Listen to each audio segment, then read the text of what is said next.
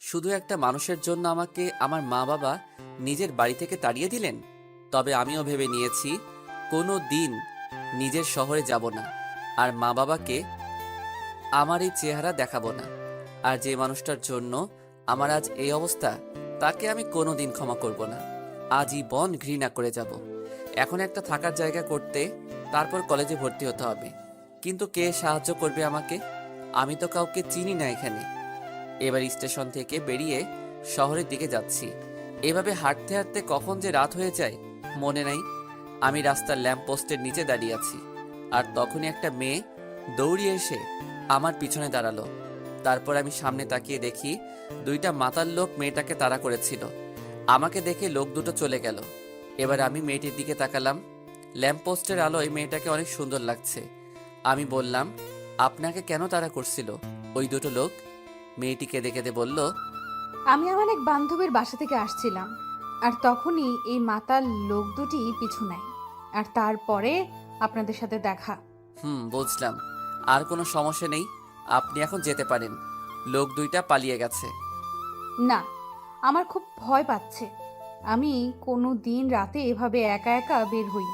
খুব ভয় পাচ্ছি আমি। আপনি যদি কিছু মনে না করতেন তাহলে আমাকে একটু বাড়ি পর্যন্ত দিয়ে আসবেন। আমি কিছুক্ষণ ভেবে আসলেই মেয়েটি অনেক ভয় পেয়ে আছে, আর তাছাড়া একা একটা মেয়ে, তাই আর কিছু না ভেবে তার সাথে যেতে চাইলাম। আপনার নামটা কি জানতে পারি? মেহেদি হাসান।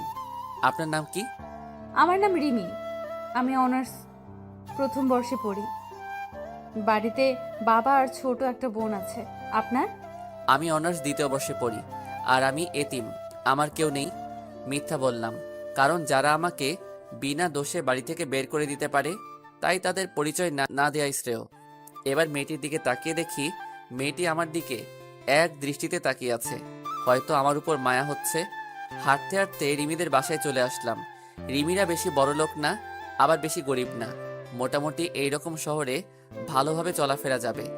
আমি রিমিকে বাড়িতে যখনই চলে আসবো তখনই রিমি আমাকে ডাকলো আর বলল, আমাদের এখানে আজকে রাতটা খেয়ে তারপর না হয় চলে যাবেন। অবশ্য আমারও প্রচুর ক্ষুধা পেয়েছে, তাই সেই সকালে ভাতের বদলে বাবার কাছে মার খেয়ে বের হয়েছি। তাই আর মানা করতে পারলাম না। বাসার মধ্যে ঢুকে দেখি সুন্দর একটা বাড়ি, সবকিছু সাজানো গোছানো। তারপর রিমি তার আম্মুকে সবকিছু বলল আর আমাকে দেখিয়ে দিল। রিমির আম্মু আমার কাছে এসে কাঁদতে কাঁদতে বলল, আমার মেয়েকে বাঁচিয়ে তুমি অনেক বড় সাহায্য করলে বাবা। তোমার প্রতি আমরা সারা জীবন ঋণী হয়ে থাকব। ছিছি খালাম্মা, কি বলছেন এসব? মা কোনোদিন ছেলের কাছে ঋণী থাকতে পারে? আমি তো আপনার ছেলের মতোই, তাই না? রিমি এসে বলল, আহ মা, সে কখন থেকে ক্ষুধা পেয়েছে, তাড়াতাড়ি খেতে দাও। আমি হাত মুখ ধুয়ে টেবিলে বসে খাবারের জন্য অপেক্ষা করছি, আর তখনই রিমির বাবা আসলো। আমি আবার সব বাবাকে একটু ভয় পাই, তাই সাথে সাথে দাঁড়িয়ে গেলাম। রিমি, কে এই ছেলে? তাকে তো কোনোদিন দেখিনি আমাদের এলাকায়। তারপর রিমি তার বাবাকে সব ঘটনা খুলে বলল, আর তখন রিমির বাবা বলল, তোমার যেহেতু কেউ নাই, তো কি হয়েছে, আমরা তো আছি। রিমির বাবা এরূপ কথা শুনে খুব খুশি হলাম, আর আমরা সবাই মিলে খেতে বসলাম। তখন রিমির বাবা বলল, তোমার যখন থাকার কোনো জায়গা নেই, তাহলে আমাদের এখানে থাকবে, আর সকালে কলেজ করবে, আর বিকাল থেকে রাত পর্যন্ত আমার সাথে আমার ব্যবসায় সাহায্য করবে। আমি রিমির বাবার কথা শুনে খুব খুশি হলাম। যাক, অন্তত থাকার জায়গা আর একটা কাজ তো পেলাম। তারপরে রাতের খাবার খেয়ে রিমি আমাকে একটা রুমে নিয়ে গেল। দুজনে মিলে রুমটা একটু গোছালাম। আসলেই রিমি মেয়েটা অনেক সুন্দর আর অনেক ভালো। তবে রিমি আমার দিকে একটু পরপর আর চোখে তাকাচ্ছে, আর মিট মিট করে হাসছে। সকালে উঠে ফ্রেশ হয়ে হালকা নাস্তা করে রিমির সাথে তাদের কলেজে গেলাম। ভর্তির কাজ সব শেষ হলে 3টা ক্লাস করে বাইরে এসে দেখি রিমি আমার জন্য বাইরে দাঁড়িয়ে আছে। কেমন হলো আজকের ক্লাসগুলো? অনেক ভালো, আর কলেজটা অনেক সুন্দর। খুব ভালো লাগছে আমার। তারপর কলেজ থেকে এসে দুপুরের খাবার খেয়ে খালুজানের সাথে তাদের দোকানে গেলাম। খালুর দোকানটা অনেক বড়, তাই আমি খালুর কাজে সাহায্য করলাম। এভাবে চলতে থাকে আমার নতুন জীবন। এখন আমি অনার্স ফাইনাল ইয়ারে, আর রিমি তৃতীয় বর্ষ। রিমির মা বাবা আমাকে অনেক ভালোবাসে, একদম তাদের নিজের ছেলের মতো। আর রিমির ছোট বোনটা তো আমাকে ছাড়া কিছুই বোঝে না, সব সময় ভাইয়া ভাইয়া করে। আমিও তাকে খুব ভালোবাসি। রিমির ছোট বোনের নাম হলো মিনি। তবে রিমির ব্যবহার দেখে আমি খুব অবাক হই। মেয়েটা এত ভালো, আর মাঝে মাঝে রিমির আচরণ দেখে মনে হয় রিমি আমাকে খুব ভালোবাসে। আমার কখন কি লাগবে সব সময় চোখে চোখে রাখবে, কেয়ার করবে, মিষ্টি শাসন করবে। রিমির মিষ্টি শাসন আর কেয়ারগুলো খুব ভালো লাগে। একদিন আমি কলেজে এক মেয়ে বন্ধুর সাথে কথা বলছি আর সামনে গেটের দিকে যাচ্ছি, আর তখনই দেখি সামনে রিমি, কিন্তু তার চোখ দিয়ে অনবরত পানি বের হচ্ছে। আমি আমার বন্ধুর কাছ থেকে বিদায় নিয়ে যেই রিমির কাছে যাব, তখনই ঠাস, রিমি আমাকে অনেক জোরে একটা থাপ্পড় মারলো। থাপ্পড় মেরে রিমি চলে গেল বাসায়, আর আমি মাথা নিচু করে দাঁড়িয়ে আছি। চোখ দিয়ে দুফোঁটা নোনা জল বেরিয়ে আসলো। আবার সেই পুরনো কথা মনে করে দিল। 2 বছর আগে ঠিক একইভাবে আমাকে চড় মেরেছিল আমার এক খুবই কাছের মানুষ। খুব কষ্ট পেয়েছিলাম তখন। রিমি আমাকে থাপ্পড় মারলো, কিন্তু 2 বছর আগে আমাকে এভাবে থাপ্পড় মেরেছিল, তখন 1000 গুণ কষ্ট পেয়েছিলাম। কলেজের পর আমি আর রিমিদের বাড়ি যাইনি, একটা ট্রেন লাইনে বসেছিলাম। বসে থাকতে থাকতে আজ আর খালুর দোকানে যাওয়া হলো না। রিমি আমাকে থাপ্পড় মেরেছে, এই জন্য আমি কষ্ট পাইনি। রিমি আমাকে থাপ্পড় মেরে আমার পুরনো কথা মনে করিয়ে দিয়েছে, তাই খুব কষ্ট হচ্ছে। তাই বসে আছি আর সিগারেট খাচ্ছি। হঠাৎ করে ফোনটা বেজে উঠলো। হাতে নিয়ে দেখি রিমি ফোন দিয়েছে। আমি রিসিভ না করে ফোনটা সাইলেন্ট করে রেখে দিলাম। আবার পুরনো কথা ভাবছি। ভাবতে ভাবতে রাত 10টা বেজে গেল। এবার ফোনটা হাতে নিয়ে দেখি খালুজানের 6বার কল দিয়েছেন। আবার ফোন এসেছে খালুর। আমি রিসিভ করলাম। খালু বলল, মেহেদি, তুমি কোথায়? কত টেনশন হচ্ছে, তুমি তাড়াতাড়ি বাসায় আসো। জি খালু, আসছি। কিছুক্ষণ হাঁটার পর বাড়ি চলে আসলাম। কলিং বেল চাপতেই খালা দরজা খুলে দিল। কোথায় ছিলে তুমি বাবা? সে কখন থেকে বসে আছি। যাও হাত মুখ ধুয়ে আসো। জি খালা, আসছি। তারপর ভিতরে ঢুকতেই মিনি, আমার পিচ্চি বোনটা দৌড়িয়ে এসে আমাকে জড়িয়ে ধরে কান্না করছে আর বলছে, ভাইয়া কোথায় ছিলে তুমি?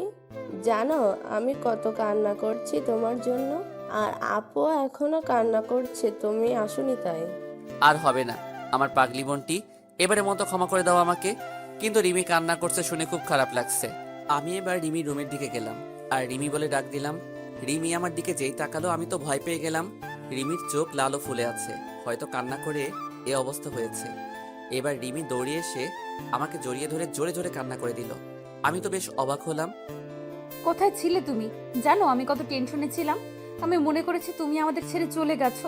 তুমি আমায় ছেড়ে কোথাও যাবে না, আগে প্রমিস করো। আমি রিমিকে বুক থেকে সরিয়ে দিয়ে বললাম, কোথায় যাব আমি?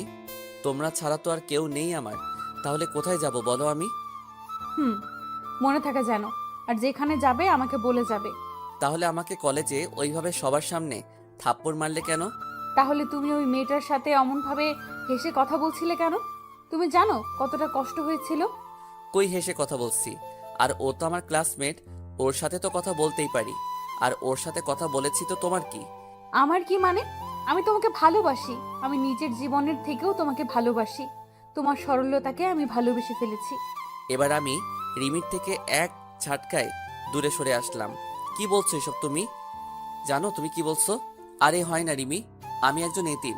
তোমার বাবা আমাকে আশ্রয় দিয়েছেন, আমি তার সাথে বিশ্বাসঘাতকতা করতে পারবো না। আর তাছাড়া তোমার বাবা জানতে পারলে আমাকে কোনোদিন ক্ষমা করবেন না।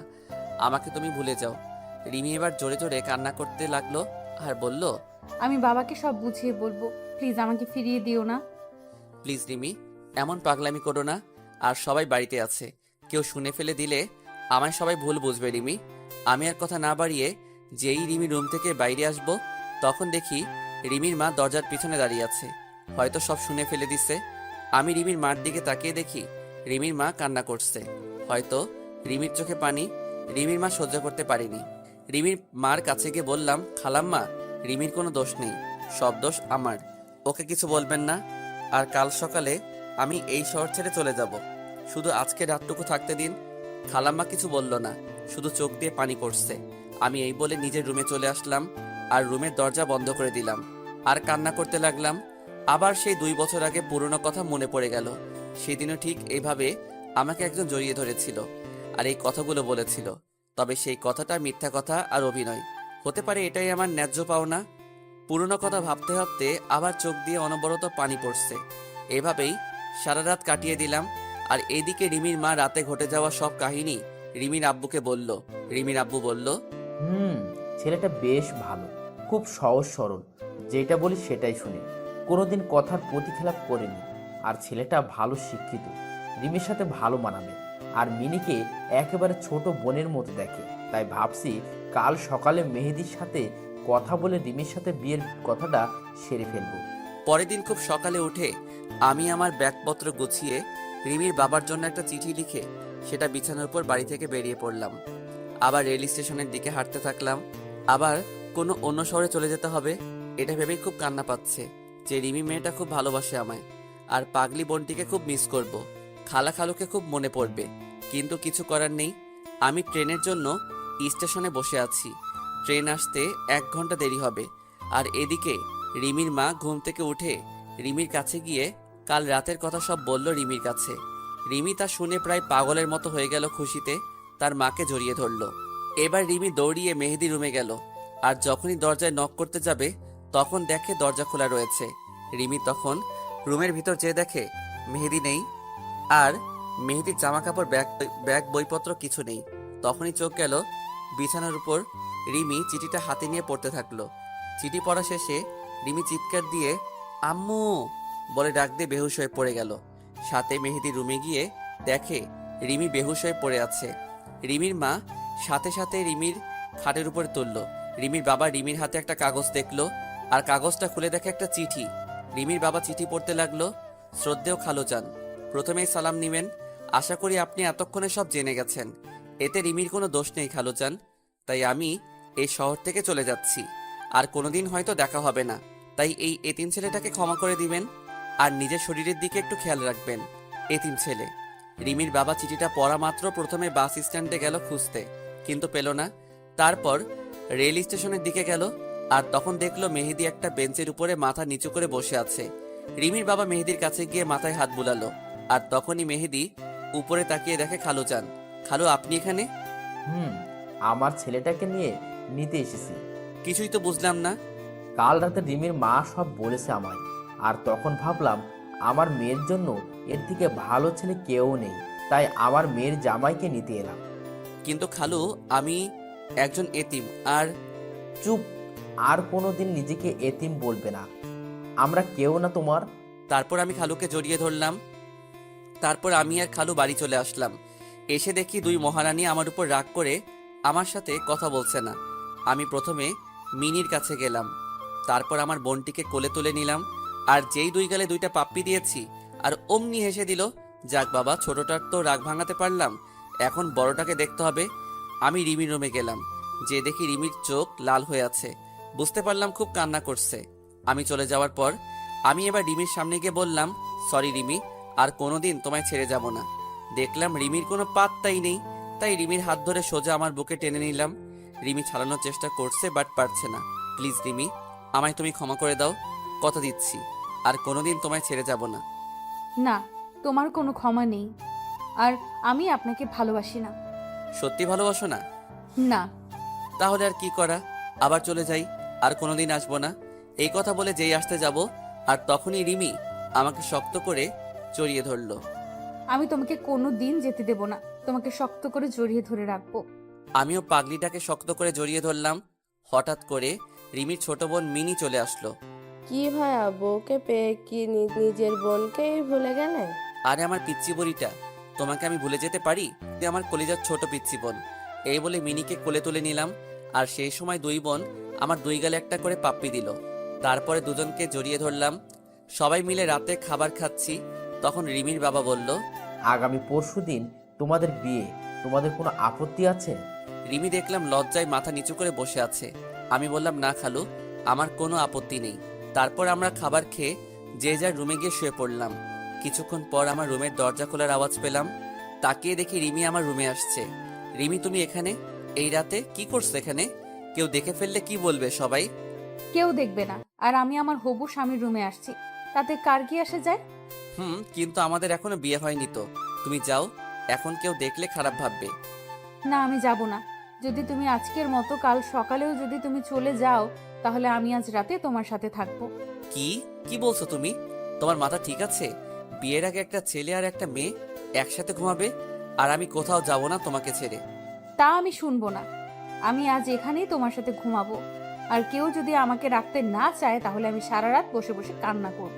আচ্ছা ঠিক আছে, তুমি বিছানায় ঘুমাও, আমি নিচে শুয়ে পড়ছি। না, তুমি আমার সাথে বিছানায় ঘুমাবে। এই চিল্লাচ্ছ কেন? কেউ শুনে ফেলবে।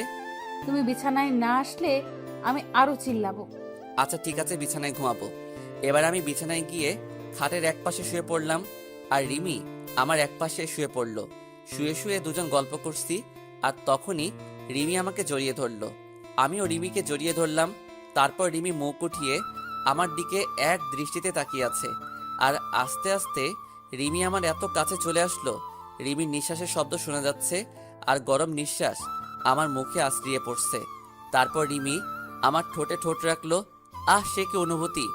আপনারা না করলে কেউ বুঝতে পারবেন না। এভাবে প্রায় 8 মিনিট কিস করার পর রিমি আমাকে ছেড়ে দিল। দুজনে তখন প্রায় পাগলের মতো হাঁপাচ্ছি। তারপর রিমি আমার বুকে মাথা রাখলো আর বলল, কখনো আমাকে ছেড়ে চলে যাবে না তো? না পাগলি, আমি তোমাকে ছেড়ে কখনো যাব না। তাই বলে রিমি শক্ত করে বুকের সাথে জড়িয়ে ধরলাম। রিমিও আমাকে শক্ত করে জড়িয়ে ধরলো। তারপর রিমির কপালে একটা ভালোবাসার পরশ এঁকে দিলাম আর ঘুমিয়ে পড়লাম। সকালে উঠে দেখি রিমি এখনো ঘুমিয়ে আছে। কি অপূর্ব লাগছে রিমিকে। চুলগুলো এলোমেলোভাবে মুখের উপর রয়েছে। আমি রিমির মাথায় আর একটা ভালোবাসা এঁকে দিলাম, আর তখনই রিমি উঠে পড়ল। রিমি উঠে আমার গালে একটা কিস করে উঠে ফ্রেশ হয়ে সকালে নাস্তা করে দুজনে একসাথে কলেজে গেলাম। আজ আমাদের বিয়ে হয়ে গেল। বেশি একটা আয়োজন করা হয়নি, ভালোভাবে আমাদের বিয়েটা সম্পূর্ণ হয়ে গেল। রিমি এখন বাসর ঘরে অপেক্ষা করছে, আর আমি ছাদের উপর বসে বসে পুরনো কথা ভাবছি, আর দু চোখ বেয়ে অঝোর ধারায় পানি পড়ছে। হঠাৎ করে কারো হাত আমার কাঁধের উপর অনুভব করলাম। তাড়াতাড়ি করে চোখের পানি মুছে ফেলে পিছনে ঘুরে দেখি রিমি দাঁড়িয়ে আছে বিয়ের সাজে। রিমি, তুমি এখানে কেন আসলে? আমি এক্ষুনি নিচে নামছিলাম। তুমি কান্না করছো কেন? কোনো অন্যায় করেছি আমরা বা আমি? এই পাগলি, তুমি অন্যায় করবে কেন? তোমায় তো আমি খুব ভালোবাসি। তাহলে কান্না করছো কেন? আসলে আমার মা বাবার কথা খুব মনে পড়ছে, তাই একটু কান্না পাচ্ছিল। কান্না করে আর কি হবে? চলো নিচে চলো। চলো। না, আমি যাব না। কেন যাবে না? আমাকে কোলে নিতে হবে। রিমিকে কোলে নিয়ে নিচে চলে আসলাম। তারপর বাসর ঘরে ঢুকে রিমি আমার বুকে মাথা রেখে শুয়ে পড়ল। আমিও রিমিকে জড়িয়ে ধরে শুয়ে পড়লাম। এভাবে চলছিল আমাদের সংসার জীবন। খুব সুখে জীবন যাপন করছিলাম। বিয়ের 7 মাস পর এখন রিমিদের ব্যবসা এখন পুরোপুরি আমি দেখাশোনা করি। একদিন হঠাৎ করে কেউ পিছন থেকে মেহেদি বলে ডাক দিল। আমি পিছনের দিকে তাকিয়ে আমি বিরাট বড় শক খেলাম। মনে হলো আমি নিজেকে হারিয়ে ফেলেছি। পিছনে তাকাতেই মেয়েটা আমাকে শক্ত করে জড়িয়ে ধরে হাউমাউ করে কান্না করতে থাকলো। হ্যাঁ, এই মেয়েটির নাম হলো অনিকা। তুমি কোথায় ছিলে এতদিন? তুমি জানো তোমাকে আমি পাগলের মতো খুঁজেছি, কিন্তু তোমাকে কোথাও পাইনি। তুমি চলে যাবার পর আমি তোমার জন্য প্রতি রাতে কান্না করেছি। আমার একটা ফুলের জন্য তুমি আমাকে এত বড় শাস্তি দেবে? আমি তো তোমার সাথে একটু মজা করেছিলাম, আর তুমি সেই মজা সিরিয়াসলি নিয়ে তুমি কেন আমায় ছেড়ে চলে আসলে? আমি অনিকাকে সরিয়ে দিয়ে বললাম, দেখেন, আমার জীবনে অতীতে যা ঘটে গিয়েছে আমি সব ভুলে গেছি। আর তাছাড়া আমার এখন একটা ভবিষ্যৎ আছে। আমি এখন বিবাহিত। অনিকা আমার কাছ থেকে এই কথা মনে হয় আশা করেনি। তাই অনিকা আমার দিকে অবাক চোখে তাকিয়ে আছে, আর দু চোখ বেয়ে পানি পড়ছে। আমি চাই না যে তুমি আমাদের বিবাহিত জীবনে দেয়াল হয়ে দাঁড়াও। তোমার ওই দিনের ঘটনার পরে তোমাকে সবচেয়ে বেশি ঘৃণা হয়। তোমার কথা মনে পড়লে আমার প্রচণ্ড রকমের রাগ হয়। আর তোমার জন্য আমি আমার বাবা মা আমাকে ভুল বুঝলো, আমাকে বাড়ি থেকে তাড়িয়ে দিল। তাই তুমি আমার সামনে আসবে না। তোমাকে আমার একদম সহ্য হয় না। তাই তুমি না আসলে আমি বেশি খুশি হব। অনিকা কান্না করতে করতে চলে গেল। আমি হঠাৎ করে পিছনে তাকিয়ে দেখি রিমি দাঁড়িয়ে, আর রিমির চোখ দিয়ে টপ টপ করে পানি পড়ছে। হয়তো রিমি সব শুনে ফেলেছে। আমি রিমিকে দেখে কোনো অবাক হইনি, কারণ সত্য কথা কোনোদিন চাপা থাকে না। এবার আমি রিমির সামনে গেলাম। রিমি আমাকে শক্ত করে জড়িয়ে ধরে কান্না করতে থাকলো। আমিও রিমিকে শক্ত করে জড়িয়ে ধরলাম। কে ওই মেয়েটা তোমাকে জড়িয়ে ধরে ভালোবাসি বললো? আমার অতীত। তুমিই তো বলেছিলে তুমি এতিম, তোমার কেউ নেই। তাহলে আমার সাথে মিথ্যা বললে কেন? আমি তখন পরিস্থিতির শিকার ছিলাম, আর আমার মা বাবা ছোট ভাই সবাই আছে। রিমি এবার আবার শক্ত করে জড়িয়ে ধরে বলল, আমাকে ছেড়ে যাবে না তো কোনোদিন? কান্না করে বলল, না আমার পাগলি বউ, তোমাকে ছেড়ে কোথাও যাব না। তাহলে আমাকে বলতে হবে তোমার অতীতের কথা। ভালো, আপনার গল্পগুলো আমার কাছে অনেক ভালো লাগে। বলতে গেলে আপনার প্রেমে পড়ে গিয়েছি। কি বললেন? কার প্রেমে পড়েছেন আপনি? সরি, আপনাকে না, আপনার গল্পের প্রেমে পড়ে গিয়েছি। ও ধন্যবাদ, বাঁচালেন আমাকে। আমি তো ভয় পেয়ে গিয়েছিলাম। এদিকে বারবার আম্মু ডাকছে, কলেজে দেরি হয়ে যাবে। ভাই আম্মু ডাকছে, কলেজ যেতে হবে। তাই বলে আমি অফলাইন হয়ে গেলাম। আমি ঘুম থেকে উঠে হালকা নাস্তা করে কলেজে চলে আসলাম। আমি আমার রুমে যেই ঢুকতে যাব, তখনই একটা মেয়ের সাথে ধাক্কা লেগে মেয়েটি পড়ে গেল। আমি সরি বলে চলে আসলাম আমার সিটে। আমি একবার পিছনে তাকিয়ে দেখি মেয়েটা রাগী চেহারায় আমার দিকে তাকিয়ে রয়েছে। আমি এত কিছু না ভেবে ক্লাসে মনোযোগ দিলাম। এভাবে সব ক্লাস করে কলেজ থেকে বাড়ি আসছি। তখনই আমার পিছন থেকে কে যেন শার্টের কলার ধরে টেনে ধরলো। আমি পিছনে ঘুরতেই দেখি সকালে যে মেয়ের সাথে ধাক্কা লাগলো সেই মেয়েটি। ওই, সকালে আমাকে ওভাবে ধাক্কা দিয়ে ফেলে চলে গেলি, আবার আমাকে না তুলে চলে গেলি কেন? সরি বললাম তো তখন, তাহলে আবার কেন আমার কলার ধরলেন? ওই পিচ্ছি, তুই জানিস আমি কে? তোর সিনিয়র আমি, আর তুই আমাকে তুই করে বলে? দাঁড়া, তোর কি অবস্থা করি দেখ। আর যেন কোনোদিন তোরা আমার সামনে না দেখি। ওরা চলে গেল আর আমি ওখানে মাথা নিচু করে দাঁড়িয়ে থাকলাম। তবে মেয়েটি রাগলে খুব সুন্দর লাগে, একদম আমার স্বপ্নের রাজকুমারী। রাগলে আর তার ঠোঁট দুটো একদম লালা হয়ে যায়। আমি তো রাজকুমারীর প্রেমে পড়ে গেলাম। মনে হচ্ছে গাল দুইটা ধরে শুধু চুমু খাই। আমি চলে আসছি, তখন আমার এক বন্ধু বলল, কি রে, ওয়ানিকা থেকে মারলো কেন? তাহলে মেয়েটির নাম অনিকা? বাহ, নামের সাথে চেহারার কত মিল। কি রে, কি ভাবছিস? আর জানিস ওয়ানিকাকে? ওয়ানিকা হলো এই এলাকার নেতার মেয়ে, সেজন্য এত দেমাগর। সব ছেলেরা ওকে ভয় পায়। কিন্তু আমি ভয় পাই না। দোস্ত, তুই আমাকে নিয়ে চিন্তা করিস না, দেখিস একদিন অনিকা আমার হবে। মানে কি বলতে চাস তুই? আমি তো কিছুই বুঝতে পারছি না। আমার অনিকাকে খুব ভালো লেগেছে। তার রাগী বাঁকা চেহারা যেন কোনো রাজকুমারী। অনিকা রাখলে তার গাল দইটা লাল হয়ে যায়। আনিকার বাবা জানলে কিন্তু তোকে ছাড়বে না। সে পরে দেখা যাবে। চল আগে দুইটা সিগারেট খেয়ে বাসায় চল। তারপর সিগারেট শেষ করে আমি বাসায় চলে আসলাম। এসে ফ্রেশ হয়ে একটু ফেসবুকে ঢুকলাম। দেখলাম সকালে সেই বৃষ্টি বে আইডি থেকে মেসেজ এসেছে। দেখলাম সে অনলাইনে আছে। আপনি কোন কলেজে পড়েন? KMH সরকারি কলেজ। আপনি কোন কলেজে পড়েন? আমিও তো ওই কলেজে পড়ি। কোন ইয়ারে পড়েন আপনি? অনার্স থার্ড ইয়ারে। আপনি কোন ইয়ার? আমি সেকেন্ড ইয়ার। তাহলে কাল 10টায় বড় আম গাছের নিচে আসবেন। আমি আপনাকে দেখব, যে এত সুন্দর গল্প লিখে, তাকে একটু দেখব। ঠিক আসবো, এখন বাই। পরের দিন আমি একটু দেরি করে কলেজে গেলাম। যে দেখে অনিকা সেই আম গাছের নিচে একা দাঁড়িয়ে আছে, আর মনে হয় কারোর জন্য অপেক্ষা করছে। তারপর আমাকে সেই মেয়েটি মেসেজ দিল, লেখক সাহেব কোথায় আপনি? আপনি কোথায় আছেন? আর আমি কলেজে চলে আসছি। আমি আম গাছের নিচে দাঁড়িয়ে আছি। আমি আবার গাছের নিচে তাকালাম, দেখি অনিকা ছাড়া আর কেউ নেই। এবার আমি মনে মনে একটু খুশি হলাম। তাও শিওর হওয়ার জন্য আমি আবার ওকে মেসেজ দিলাম, আপনি কি হলুদ ড্রেস পরে আছেন? তাহলে আপনি চলে আসেন, আমি আপনাকে দেখব। এবার আমি মনে মনে প্যান্ট ড্যান্স দিচ্ছি। আমি লুঙ্গি পরিনি, তাই প্যান্ট পরে একটু ড্যান্স দিলাম। তখন আমি ভাবলাম, ওকে এভাবে দেখা দেওয়া যাবে না, আমাকে সবার সামনে চড় মারা, তাই না? এবার দেখো আমি কি করি ম্যাডাম। আমি আপনার সাথে দেখা করতে পারবো না। কেন পারবেন না? আমি কি কোনো অপরাধ করেছি? আপনার অনেক দোষ আছে। কি অপরাধ বলেন? যদি সত্যি আমি কোনো অপরাধ করে থাকি, তাহলে সেগুলো আমি সব শুধরিয়ে নিব। তুমি তোমার বাবার পাওয়ার কলেজে দেখাতে পারবে না, আর সবার সাথে ভালো ব্যবহার করতে হবে। আর গতকাল যাকে কলেজ শেষে চড় মারছো তাকে সরি বলতে হবে, আর তার ফ্রেন্ডশিপ করতে হবে। যদি এসব কথা মানতে পারো তাহলে আমার সাথে তুমি দেখা করতে পারবে। আমি রাজি, আমি সব করতে পারবো। তারপর আমি ক্লাসরুমে যাচ্ছি, তখন অনিকা আমার সামনে আসলো। কাল তোকে চড় মারার জন্য সরি। আর আমরা কি ফ্রেন্ড হতে পারি? এবার আমি না করে দিলাম, অনিকাকে একটু ভোগাতে হবে। আমিও কম কিসের, আমাকে চড় মারা, তাই না? এবার দেখবে কত ধানে কত চাল। কেন করব না আমার সাথে বন্ধু? আরে আমি বললাম তো, কালকের জন্য সরি। আমি আপনার সাথে বন্ধুত্ব করব না। আপনি একটু ভালো না, সবসময় ছেলেদের সাথে খারাপ ব্যবহার করেন। যদি আবার আমার সাথে করেন? আমি বললাম তো সরি। আর কালকে আমার মাথা ঠিক ছিল না, একটু রাগ করে বাসা থেকে বের হয়েছিলাম, তাই তোকে ওই চটটা মারছিলাম। ও, তাহলে ওনের উপর রাগ আমার উপর ঝাড়লেন? আমি আসলেই সরি। আর কোনোদিন তোকে কেন আর কোনো ছেলেকে মারবো না। এবার তো আমার সাথে বন্ধুত্ব কর। ওকে বন্ধু করতে পারি, কিন্তু আমার একটা শর্ত আছে। কি সত্য বল? আমি যা বলবো তাই শুনতে হবে, আর এইসব ছেলেদের কাপড় পরা যাবে না, আর সবার সাথে ভালো আচরণ করতে হবে। ওই পিচ্ছি, তুই আমার হুকুম করার কে? আর আমি তোর কথা মানতে পারবো না। ওকে, তাহলে আমিও তোমার সাথে বন্ধুত্ব করতে পারবো না।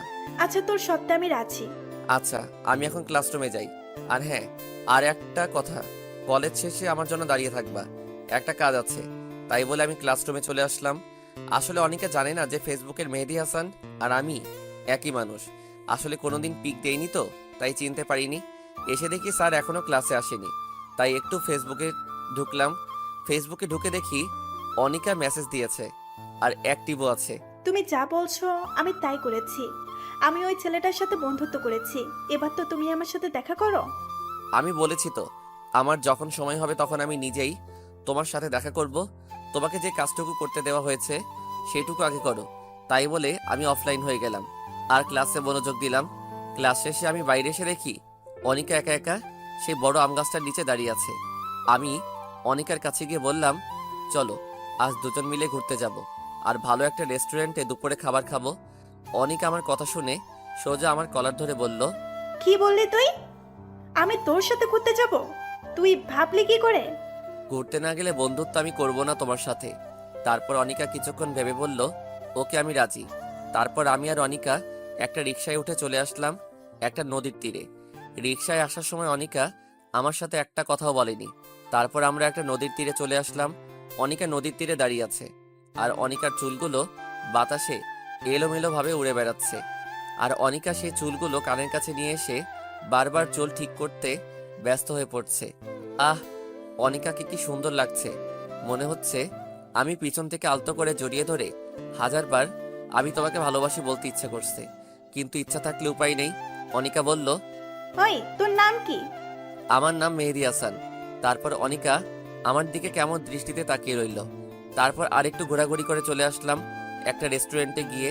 তারপর কিছু খাবার খেয়ে যে যার বাড়ি চলে আসলাম। বাড়ি এসে ফ্রেশ হয়ে বিকালে বন্ধুদের সাথে একটু আড্ডা দিচ্ছি আর সিগারেট টানছি। আসলে আমি একটু একটু সিগারেট টানি। আর রাতের খাবার খেয়ে শুয়ে শুয়ে ফেসবুকে লগ ইন করে অনিকার সাথে কিছু কথা বলে ঘুমিয়ে পড়লাম। পরের দিন সকালে ঘুম থেকে উঠে ফ্রেশ হয়ে কলেজে চলে আসলাম। কলেজে এসে দেখি অনিকা এখনো আসেনি, তাই একটু বন্ধুদের সাথে আড্ডা দিচ্ছি। তখনই অনিকা আসলো। অনিকাকে আজকাল ড্রেস পরে অনেক সুন্দর লাগছে, মনে হচ্ছে আমার স্বপ্নের রাজকুমারী।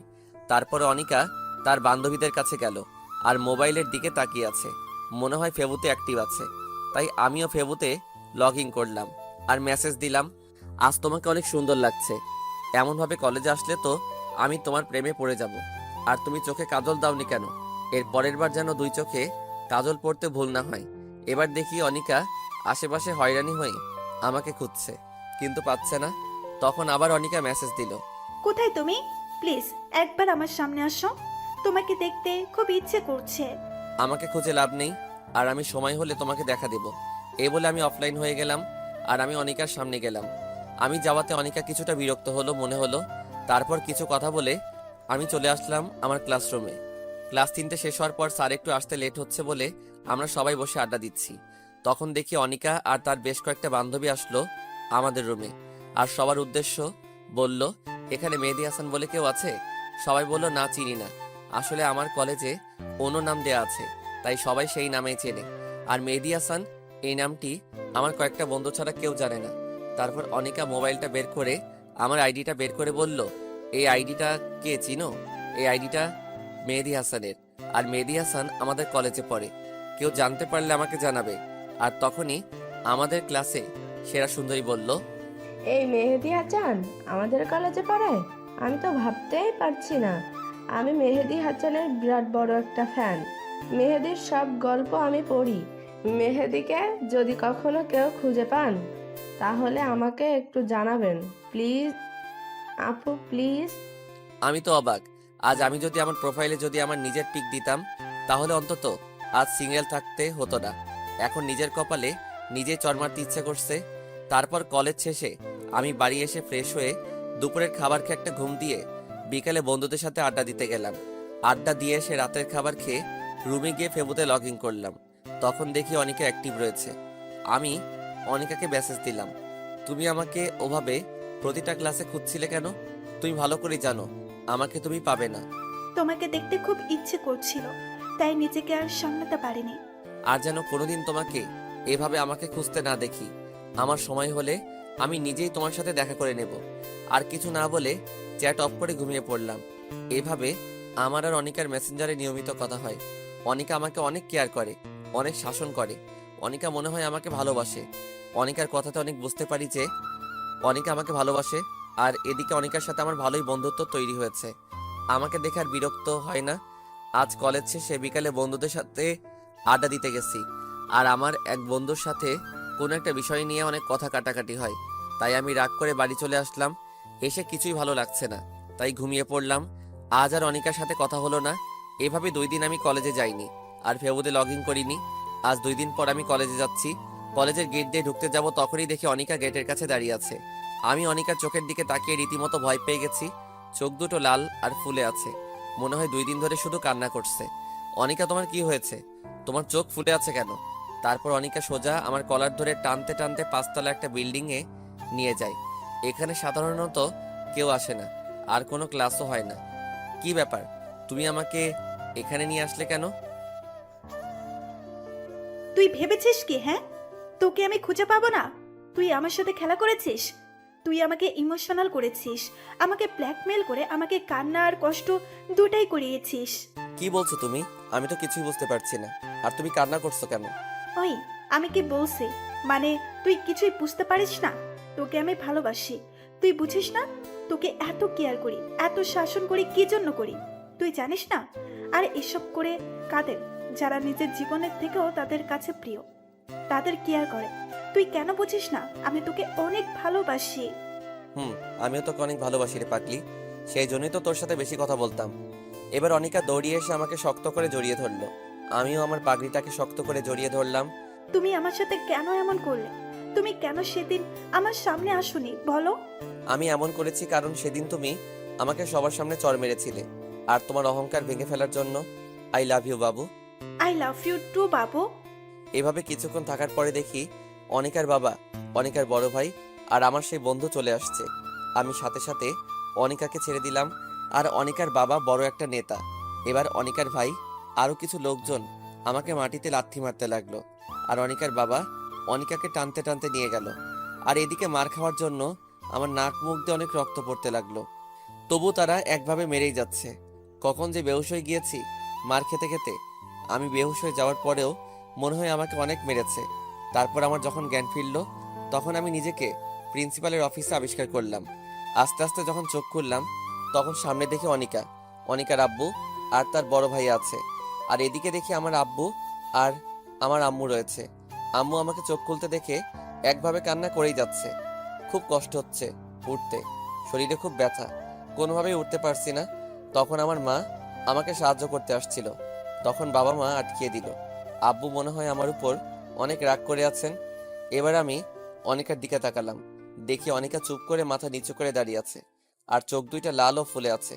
এবার অনিকার বাবা বলা শুরু করলো, দেখুন প্রিন্সিপাল সাহেব, আমি আপনাকে অনেক সম্মান করি, সেহেতু আপনার উপর কোনো কথা বলবো না। আমি এই ছেলে আমার মেয়েকে গত 6 মাস ডিস্টার্ব করছে আর বারবার প্রেমের প্রস্তাব দিয়েছে। আমার মেয়ে যখন তার কথায় রাজি হয়নি, তখন সে আমার মেয়েকে একা ডেকে নিয়ে গিয়ে ধস্তাধস্তি করার চেষ্টা করে। এখন আপনি যা মনে করেন তাই বিচার করুন। চাইলে আমার মেয়ে আনিকাকে প্রশ্ন করতে পারেন। আমার কথা বলার কোনো শক্তি নেই, খুব পানি তৃষ্ণা পেয়েছে, গলা একদম শুকিয়ে গেছে, কোনো কথা বলতে পারলাম না। এবার আমাদের প্রিন্সিপাল অনিকাকে প্রশ্ন করলো, অনিকা মামুনি, তোমার বাবা যা বললো সব কি সত্যি কথা? মাথা নিচু করে চুপ করে আছে। তুমি ভয় পাচ্ছ মামুনি? এখানে ভয় পাওয়ার কি আছে? তুমি নির্ভয়ে বলো মামুনি, কেউ তোমাকে কিছু বলবে না। আমি নিশ্চিত ছিলাম যে অনিকা আমাকে ভালোবাসে, সে মিথ্যা বলবে না। কিন্তু অনিকা আমার ভালোবাসাকে অপমান করলো, আমার বিশ্বাসকে মাটি চাপা দিল, আমাকে মিথ্যা অপবাদে ফাঁসিয়ে দিল, যা আমি কোনোদিন অনিকার কাছ থেকে আশা করিনি। হ্যাঁ স্যার, ওই ছোট লোকের বাচ্চা আমাকে প্রতিদিন ডিস্টার্ব করতো। আমি প্রতিদিন মানা করার পরেও আমাকে প্রতিদিন ডিস্টার্ব করতো। আজ আমি ওকে চড় মারতে গিয়েছি, তখন আমাকে টানতে টানতে 5তলায় নিয়ে গিয়ে আমাকে হু হু হু করে কেঁদে দিল, চিৎকার করে বলল। আমি অনিকার কথা শুনে আমার মাথায় আকাশ ভেঙে পড়ল। আমি এক দৃষ্টিতে অনিকার দিকে তাকিয়ে আছি। অনিকা আমাকে এভাবে মিথ্যা অপবাদ দেবে আমি কখনো স্বপ্নেও ভাবতে পারিনি। অনিকার কথা শুনে আমার ভীষণ কষ্ট হচ্ছে। আমার বুকের মধ্যে অজানা একটা ব্যথা উঠল। মেহেদি, তোমার থেকে আমি এরকম আশা করিনি। তোমাকে এখন এই কলেজ ছেড়ে চলে যেতে হবে, তাও আবার বিনা নোটিশে। আমি স্যারের কথা খুব বেশি একটা কষ্ট পাইনি, যতটুকু কষ্ট অনিকার আচরণে পেয়েছি। আমার বাবা মা কোনো কথা বলেনি, মাথা নিচু করে দাঁড়িয়ে আছে, আর আমার মা কান্না করেই যাচ্ছে। বাবা মা আমাকে রেখে তারা বাড়ি চলে আসলো, আর অনিকাকে তার বাবা আর ভাই নিয়ে গেল। অনিকা আমার দিকে অবাক দৃষ্টিতে তাকিয়ে আছে, কিন্তু তার এইভাবে তাকানো দেখে অনিকার প্রতি আমার প্রচণ্ড ঘৃণা হতে লাগলো। হ্যাঁ, এই মেয়েকে আমি সবচেয়ে বেশি ঘৃণা করি। সে আমাকে এভাবে ঠকাতে পারলো, কিভাবে পারলো এই কাজটা অনিকা? আমি আবার কান্না শুরু করে দিলাম। তখন আমার বেস্ট ফ্রেন্ড এসে আমাকে ধরে উঠালো, কিন্তু আমার উঠার শক্তিটুকু নেই, প্রচণ্ড কষ্ট হচ্ছে উঠতে। তারপর রাজু আর আমার আর একটা বন্ধু আমার বাড়ি নিয়ে এলো। বাড়ি আসতেই বাবার হুঙ্কার শুনতে পেলাম। এই জানোয়ারটাকে কেন নিয়ে এসেছিস? এই হারামির বাচ্চাটার কোনো জায়গা নেই আমার বাড়িতে। আজ তোর জন্য আমার মান সম্মান শেষ করে দিয়েছিস। তোর জন্য এই প্রথম আমার মাথা নিচু হয়েছে। তোকে আমার ছেলে হিসেবে পরিচয় দিতে ঘৃণা হচ্ছে। তোর এই বাড়ির কোনো জায়গা নেই, তুই বেরিয়ে যা আমার বাড়ি থেকে। আজ থেকে আমার কোনো ছেলে নেই, তুই বেরিয়ে যা আমার বাড়ি থেকে। মা কয়েকবার বাবাকে বোঝানোর চেষ্টা করছে, কিন্তু লাভ হলো না। আমার মাকে শেষবারের মতো কথা বলতে দিল না। আমি কান্না করতে করতে চলে আসলাম বন্ধুদের সাথে বন্ধুর বাড়ি। আমি যদি সুস্থ থাকতাম তাহলে আমার বাবাও মনে হয় মারতো, কিন্তু আমার এই অবস্থা দেখে হয়তো আমাকে আর মারিনি। আজ থেকে আমি এতিম হয়ে গেলাম, কেউ নেই আমার এই পৃথিবীতে। সবাই আমাকে ভুল বুঝে অবহেলা করলো। সবকিছু মেনে নেওয়া যায়, কিন্তু আপনজনের অবহেলা মেনে নেওয়া যায় না। প্রচন্ড কষ্ট হচ্ছে আমার, এক পা হাঁটার শক্তি নেই আমার। সব বন্ধুরা আমাকে সাহায্য করে। আমার বন্ধু রাজু তার বাসায় নিয়ে আসলো। রাজু সব জানতো আমার আর অনিকার ব্যাপারে। আমি কিছুদিন রাজুদের বাসায় থেকে সুস্থ হয়ে নিলাম। আমার প্রতি রাতে প্রচন্ড কান্না পেত, সেই কান্না দেখার মতো কেউ নেই। অনিকার প্রতি আমার প্রচন্ড ঘৃণা জন্মেছে, আর আমার বাবার প্রতি খুব অভিমান সৃষ্টি হলো। আজ 15 দিন পর একটু সুস্থ হলাম, তাই আমি আমার বন্ধু রাজুর সাথে কলেজে গেলাম টিসি নিয়ে আসতে। আমি আস্তে আস্তে গেট দিয়ে ঢুকলাম। সবাই কেমন করে যেন আমার দিকে তাকিয়ে আছে। একটু সামনে যেতে দেখি অনিকা আমার সামনে দাঁড়িয়ে আছে। আমার তখন রাগটা চরমে উঠে গেল। আমি রাগটাকে কন্ট্রোল করে পাশ কাটিয়ে চলে আসতে যাব, তখনই অনিকা আমার পিছনে থেকে জড়িয়ে ধরলো। এক ঝাটকে অনিকাকে সরিয়ে দিলাম। মেহেদি, আমার কথাটা শোনো প্লিজ। সেখানে আমার কোনো চুপ, আর একটা কথা বলবে না। তোমায় নিজের থেকেও বেশি ভালোবাসতাম। সেদিন তোমার বলা কথাগুলো শুনে আমি প্রায় মৃত হয়ে গেছি। তোমার জন্য আমার মা বাবা আমাকে ভুল বুঝে বাসা থেকে বের করে দিয়েছে। তোমার জন্য আমার বাবা মার সম্মান নষ্ট হয়েছে। কি চাও তুমি বলো? এই ছোট লোকের বাচ্চাটার মৃত্যু চাও তুমি? ওকে, মরে যাব আমি, তার আগে তুমি তোমার এই চেহারা আমাকে আর দেখাবে না। আর তোমাকে আগে আমি নিজের থেকে ভালোবাসতাম, আর এখন আমি পৃথিবীর সব থেকে বেশি ঘৃণা করি তোমাকে। তোমার ওই মিথ্যা আড়ালে ছলনাময় চেহারা আমাকে আর দেখাবে না, আর আমার এই ছোট লোকের বাচ্চার চেহারা তোমাকে আর কোনোদিন দেখাবো না। তাই আমি টিসি নিতে আসছি। আমি অনিকাকে কিছু না বলে প্রিন্সিপালের রুমে চলে আসলাম। তবে অনিকা আমাকে অনেক কিছু বলতে চেয়েছিল, আমি কিছু বলতে দেইনি। কি হবে ওর ছলনাময়ের কথা শুনে? যদি আবার ওর ওপর মায়া বাড়ে? আমি প্রিন্সিপালের রুম থেকে চলে আসলাম। অনিকা আমাকে কয়েকবার আমাকে ডাকলো, আমি না শুনে চলে আসলাম রাজুর বাসায়। দুপুরে খেয়ে ঘুমিয়ে আছি, তখন হঠাৎ করে কেউ আমার শার্টের কলার ধরে টানতে টানতে বাইরে নিয়ে আসলো। আমার নিজের বাবা আমাকে টানতে টানতে বাইরে নিয়ে এসে জোরে 2টা চড় মারলো। তুই আর কত জ্বালাবি? তুই আবার কালকে আনিকাকে ডিস্টার্ব করেছিস, আবার জড়িয়ে ধরেছিস। তোর লজ্জা করে না? এত কিছু হওয়ার পর তুই আবার আনিকার সাথে কথা বলেছিস। তুই আর এই শহরে থাকবি না, তুই এখনই এই শহর থেকে চলে যাবি। তোর মুখ আমি আর কোনোদিন দেখতে চাই না, তুই আজই চলে যাবি। তাই বলে বাবা চলে গেল, আর আমি জায়গায় দাঁড়িয়ে একভাবে কান্না করতে থাকলাম। আর অনিকার উপর আরো বেশি ঘৃণা হতে লাগলো। অনিকা এটা না করলেও পারতো। আমি রাজুর কাছ থেকে বিদায় নিয়ে রেল লাইন দিয়ে হাঁটছি বর্তমান। আর আপনারা তারপরে কি হয়েছে সবই তো জানেন। আমার চোখ দিয়ে টপ টপ করে পানি পড়ছে, 2 চোখ দিয়ে। আর রিমি আর তার বাবা মা 3জনই কান্না করছে। রিমির বাবা বলল, তোমার সাথে যা হয়েছে তা খুব খারাপ হয়েছে। আর কোনোদিন নিজেকে এতিম বলবে না, এখন থেকে আমরা তোমার মা বাবা। তাই বলে তারা চলে গেল। আর রিমির সাথে সাথে আমাকে জড়িয়ে ধরে অজর ধারে কান্না করতে লাগলো। এই পাগলি, কান্না করছো কেন? তোমার জীবনের এত কিছু ঘটে গেল আর তুমি আমাকে একদিনও বললে না। আমি কি তোমার এতই পর? এবার আমি রিমিকে বাহুডোরে শক্ত করে জড়িয়ে বললাম, তুমি শুনে কষ্ট হবে বলে আমি বলিনি। এখন চলো, ঘুমাতে হবে। ছাড়ো আমাকে, চলো রুমে যাই। না, ছাড়বো না। আমি তোমাকে সারা দিন জড়িয়ে ধরে রাখবো। কাল থেকে ব্যবসা দেখা বন্ধ। তোমাকে আমি সারা সময় জড়িয়ে ধরে রাখবো। আমি পাগলিটার কথা শুনে হাসছি। কত ভালোবাসে পাগলিটা আমাকে। তারপর রিমিকে কোলে তুলে নিয়ে রুমে আসলাম আর শুয়ে পড়লাম। তবে রিমি আমার বুকে মাথা দিয়ে শুয়ে পড়লো। যদি কোনোদিন আনিকা এসে আমার কাছ থেকে তোমাকে নিয়ে যেতে আসে, তুমি তাহলে চলে যাবে? তুই ভাবলে কিভাবে? যার জন্য আমার জীবনের সবকিছু হারিয়েছি তাকে ঘৃণা ছাড়া ভালোবাসা যায় না। আর অনিকার জন্য আমি আমার পাগলিটাকে খুঁজে পেয়েছি। তারপর রিমি আমার বুকে ঘুমিয়ে পড়ল আর আমি রিমির মাথায় হাত বুলিয়ে দিচ্ছি। তখন মনে পড়ল অনিকা এখানে কি করতে এসেছিল আর আমার নতুন জায়গা সব জেনে গেল। একমাত্র সেই জানে তার মনে কি আছে। আবার যদি আমার রিমিকে আমার কাছ থেকে ছিনিয়ে নেয়। তখন রাজুর কথা খুব মনে পড়ল। আজ 1 বছর পর রাজুর ফোনে কল দিচ্ছি।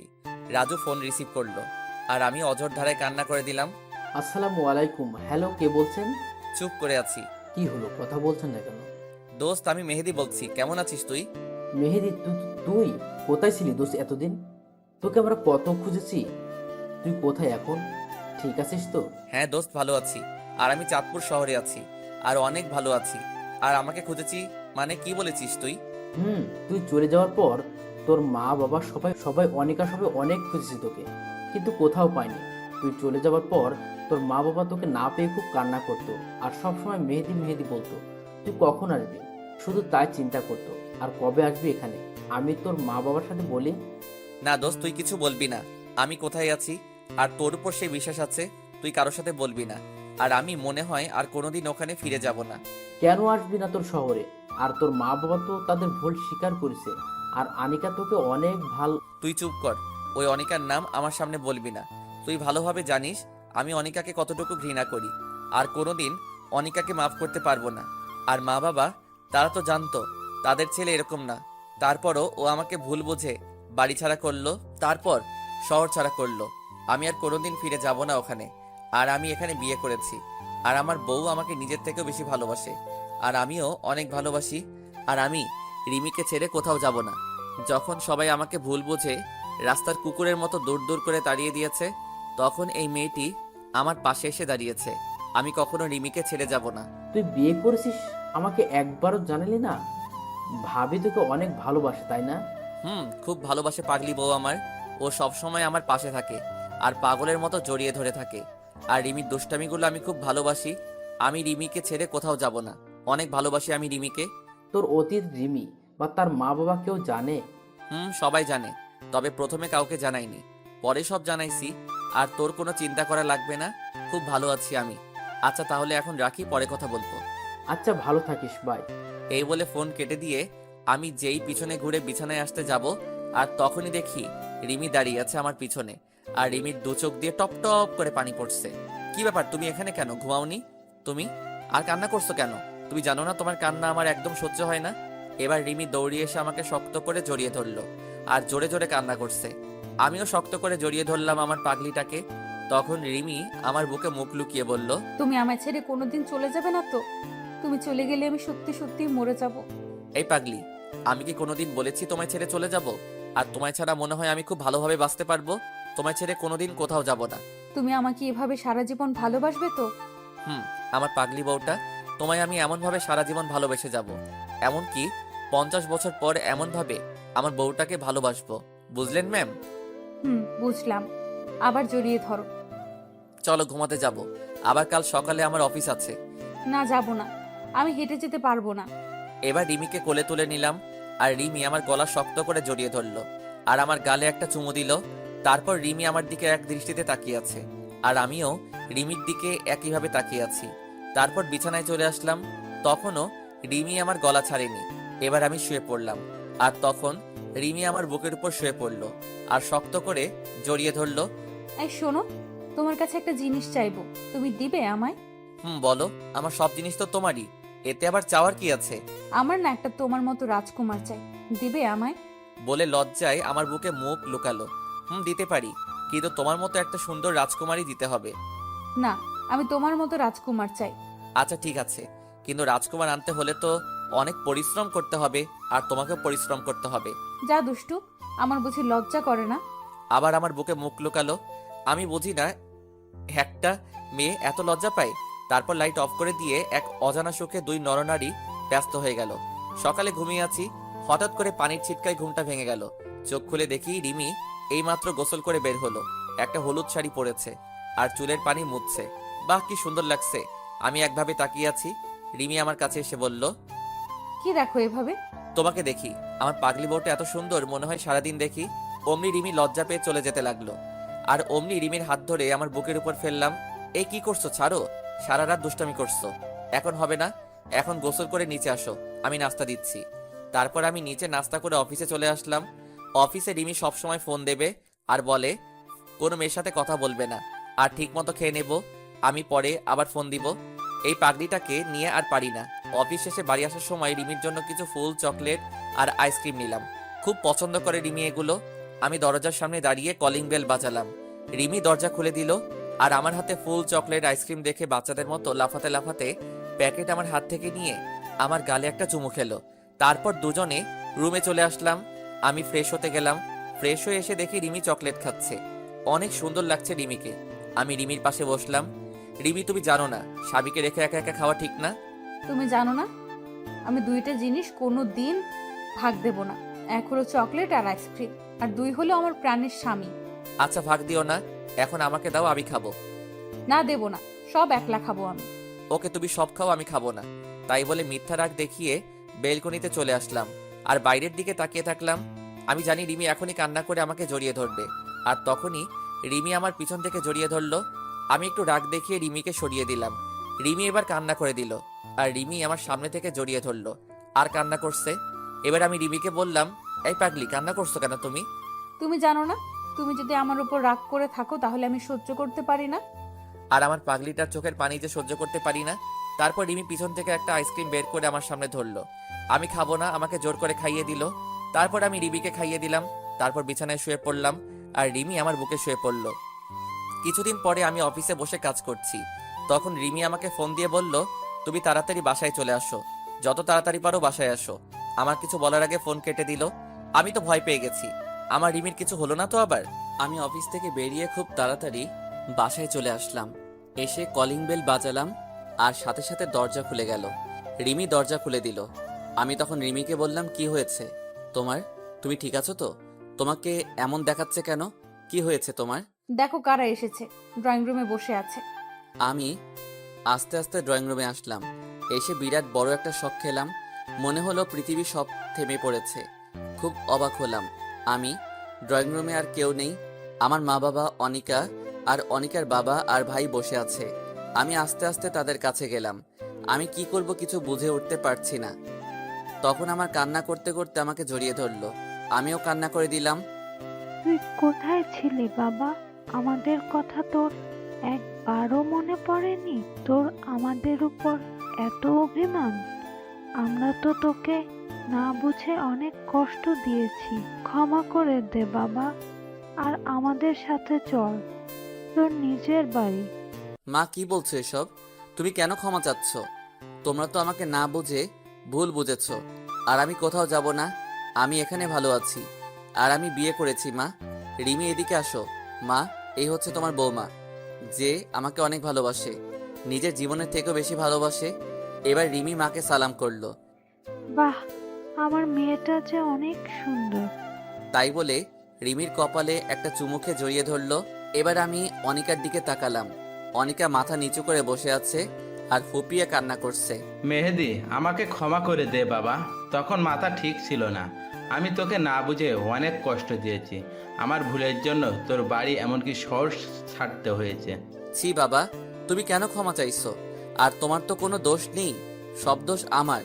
আমি যদি কলেজে ওরকম না করতাম তাহলে তোমার সম্মানহানি হতো না, আর আমারও শহর ছাড়তে হতো না। এবার রিমি বাবাকে সালাম করলো আর বাবা রিমির মাথায় হাত বুলিয়ে দিল।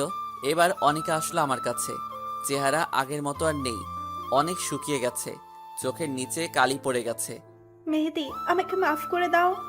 মা, আমি কোনো বিশ্বাসঘাতকের সাথে কথা বলতে চাই না, প্লিজ ওকে আমার সামনে থেকে চলে যেতে বলো। আর আমি এখন ফ্রেশ হব। তাই বলে আমি আমার রুমে চলে আসলাম।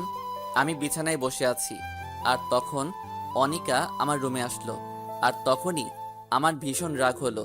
আমি মুখে বিরক্তির ছাপ নিয়ে চলে আসতে যাব, আর তখনই অনিকা আমার হাত ধরে থামিয়ে দিল।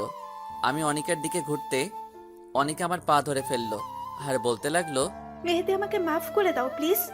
আমি সেদিন তোমাকে বাঁচাতে গিয়ে আমি সেদিন সবার সামনে মিথ্যে বলছি। আমার বাবা আমাকে বলেছিল আমি যদি ওই কথা না বলতাম তাহলে তোমাকে আমার ভাইয়া তোমাকে মেরে ফেলতো। তাই আমি সেদিন মিথ্যে বলছি।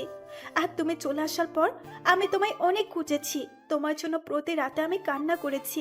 তোমার কথা ভেবে আমি ঠিক মতো ঘুমাতে পারিনি। তুমি চলে যাওয়াতে আমি একেবারে কলেজ যাওয়া বাদ দিয়ে দিছি। যেখানে তুমি নেই সেখানে আমি কিভাবে থাকি বলো? আমি তোমাকে ক্ষমা করতে পারবো না। তোমাকে আমি ঘৃণা করি। তোমার সাথেও কথা বলতে আমার ঘৃণা হচ্ছে। আমি তোমার চেহারাও দেখতে চাই না। আর তুমি কোনোদিন আমার সামনে আসবে না। আর আমার আর রিমির মধ্যে যেন না দেখি।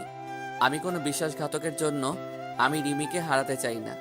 আমি যতটুকু রিমিকে ভালোবাসি তার থেকে 1000 গুণ বেশি তোমাকে ঘৃণা করি। আমি তাই বলে চলে আসতে যাব, তখন দেখি রিমি দরজার কাছে দাঁড়িয়ে সব শুনছে আর ফুপিয়ে কান্না করছে। আমি রিমির কাছে যাওয়া মাত্র রিমি বলল, আমি একটা কথা বলবো, রাখবে আমার কথা? বলো কি কথা? আমি কি কোনোদিন তোমার কথা অমান্য করেছি? আনিকা আপু তোমাকে খুব ভালোবাসে। তুমি আনিকা আপুকে বিয়ে করে নাও। আমি কিচ্ছু মনে করব না। আর আমি দূরে কোথাও হারিয়ে যাব। আমি রিমিকে জোরে একটা চড় মারলাম। তুমি ভাবলে কি করে আমি তোমাকে রেখে আমি এই বিশ্বাসঘাতককে বিয়ে করব? আর তুমি কিভাবে এই কথাটা বললে? তুমি জানো না আমি তোমায় কতটা ভালোবাসি। আর আমায় ছাড়া তুমি থাকতে পারবে? আমার বুকে মাথা না দিয়ে ঘুমালে তোমার ঘুম আসবে? আর তোমায় ছাড়া আমি কোনোদিন ভালো থাকবো না। তোমায় আমি পাগলের মতো ভালোবাসি। কান্না করে জড়িয়ে ধরলাম। তারপর রিমিও আমাকে শক্ত করে জড়িয়ে ধরলো। আমিও তোমাকে অনেক ভালোবাসি। তোমায় ছাড়া আমি বাঁচতে পারবো না। তোমায় ছাড়া আমি ঘুমাতে পারবো না। আমাকে ছেড়ে চলে যেও না। তুমি চলে গেলে আমি আর বেঁচে থেকে কি হবে বলো? না পাগলি বউ আমার, তোমায় ছেড়ে কোনোদিন যাব না। অনিকা সব দেখছিল, আমার আর রিমির ভালোবাসা। তারপর অনিকা কান্না করতে করতে বাইরে চলে গেল। তারপর আমি আর রিমি ড্রয়িং রুমে আসলাম। আমি আসার সাথে সাথে অনিকার ভাই আমার দিকে এগিয়ে আসলো। মেহেদি, উপরে কি হলো জানি না, কিন্তু আনিকা কান্না করতে করতে চলে গেল। আগে যা হয়েছে সব ভুলে যাও আর আমাদের সবাইকে ক্ষমা করে দাও। সেদিন তোমার একটা বন্ধু আছে, তার কথা শুনে আমরা তোমাকে ভুল বুঝেছি। প্লিজ তুমি আনিকাকে মাফ করে দাও আর আমাদের সাথে চলো। আমি কোনোদিন আপনাকে বা আপনাদের কাউকে ক্ষমা করব না। আপনাদের জন্য আমার বাবার সম্মানহানি হয়েছে। আপনাদের জন্য আমি নিজের বাড়ি, এমনকি নিজের শহর ছাড়তে হয়েছে। তুমি চলে যাবার পর আনিকা সব সময় কান্না করতো। কলেজ যাওয়া বন্ধ করে দিছে, এমনকি ঠিকমতো খায় না। সব সময় নিজেকে একটা রুমে বন্দি রাখে। প্লিজ, আমি আর কাউকে বিশ্বাস করতে পারবো না। আর এই যে আমার বউ, সে আমাকে অনেক ভালোবাসে। আপনার বোনের মতো বিশ্বাসঘাতক না। আমি যখন এই শহরে নতুন এসেছি তখন না ছিল থাকার জায়গা আর না ছিল খাওয়ার মতো টাকা। তখন এই রিমি আমাকে আশ্রয় দিয়ে পড়াশোনা করিয়ে আমি এখন চাকরি করি আর আমি রিমিকে বিয়ে করি। তাই আপনারা আর কোনোদিন এই বাড়িতে আসবেন না। চলে যান এক্ষুনি। এরপর তারা সবাই চলে গেল। এবার আমি আমার মা বাবার কাছে গেলাম। মা বাবা, তোমরা আজ এখানে থাকো। কতদিন তোমাদের সাথে দেখা হয়নি, কতদিন একসাথে খাবার খাইনি। মা বাবা আর জোর করলো না। সবাই একসাথে অনেক গল্প করলাম। মা তো রিমিকে পেয়ে মনে হচ্ছে নিজের হারানো মেয়েকে ফিরে পেয়েছে। তারপর সবাই একসাথে রাতের খাবার খেয়ে মা বাবার বিছানায় পেতে দিল অন্য রুমে। তারপর যে যার রুমে গিয়ে শুয়ে পড়লাম। প্রতিদিনের মতো রিমি আমার বুকে মাথা দিয়ে শুয়ে আছে, কিন্তু কোনো কথা বলছে না। চুপচাপ শক্ত করে জড়িয়ে ধরে শুয়ে আছে। আমার কেমন খটকা লাগলো। এই রিমি, তুমি কথা বলছো না কেন? কি হয়েছে তোমার? এবার রিমির দিকে তাকিয়ে দেখি রিমি কান্না করছে। এই পাগলি, কান্না করছো কেন তুমি? কি হয়েছে তোমার? খুব ভয় হচ্ছে আমার। কেন ভয় পাচ্ছ? আমি তো আছি তোমার সাথে। ওরা যদি তোমাকে নিয়ে চলে যায় তাহলে আমি কি নিয়ে বাঁচবো?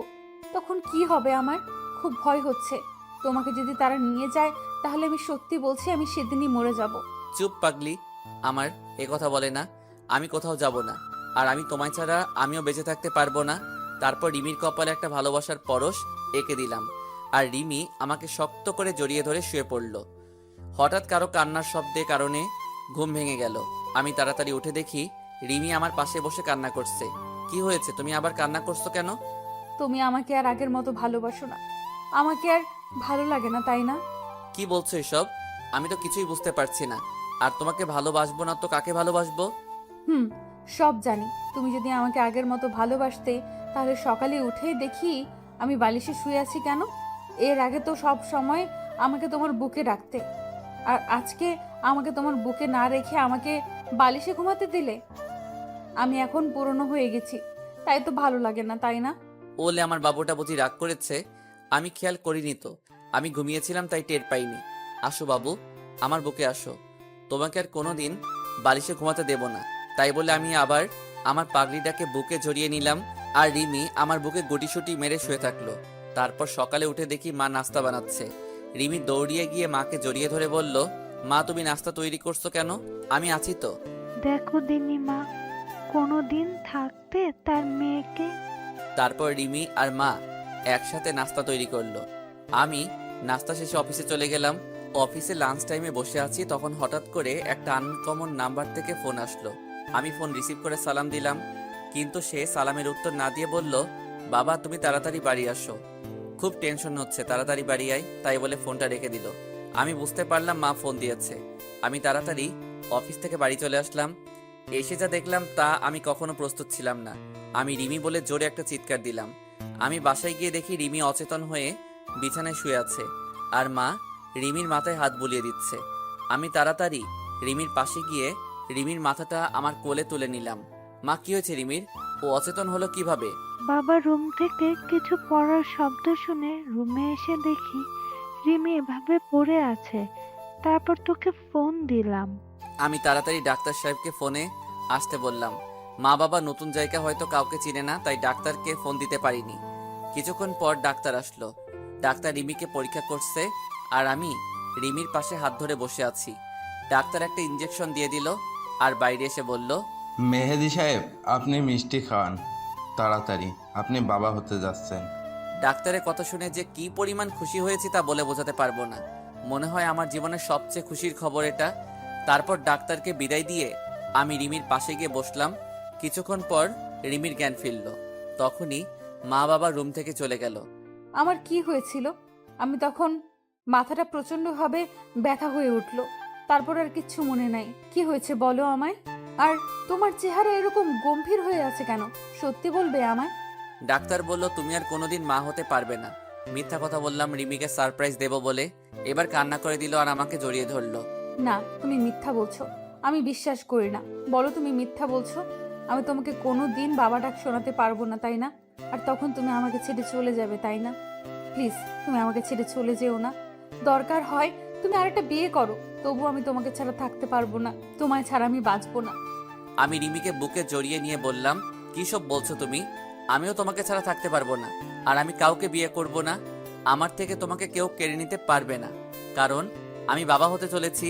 রিমি এবার আমার বুক থেকে মাথা উঠিয়ে আমার দিকে করুণ দৃষ্টিতে তাকিয়ে আছে। রিমি এবার জোরে করে কান্না করে দিল, আর আমাকে এবার শক্ত করে জড়িয়ে ধরে বাচ্চাদের মতো কান্না করে দিল। তুমি কেন আমাকে মিথ্যা বলছো? তুমি জানো কতটা কষ্ট পেয়েছিলাম আমি। আমি মা হতে পারবো না বলে কষ্ট পাইনি। আমি কষ্ট পেয়েছি তুমি আমাকে ছেড়ে চলে যাবে, তাই খুব কষ্ট হয়েছিল।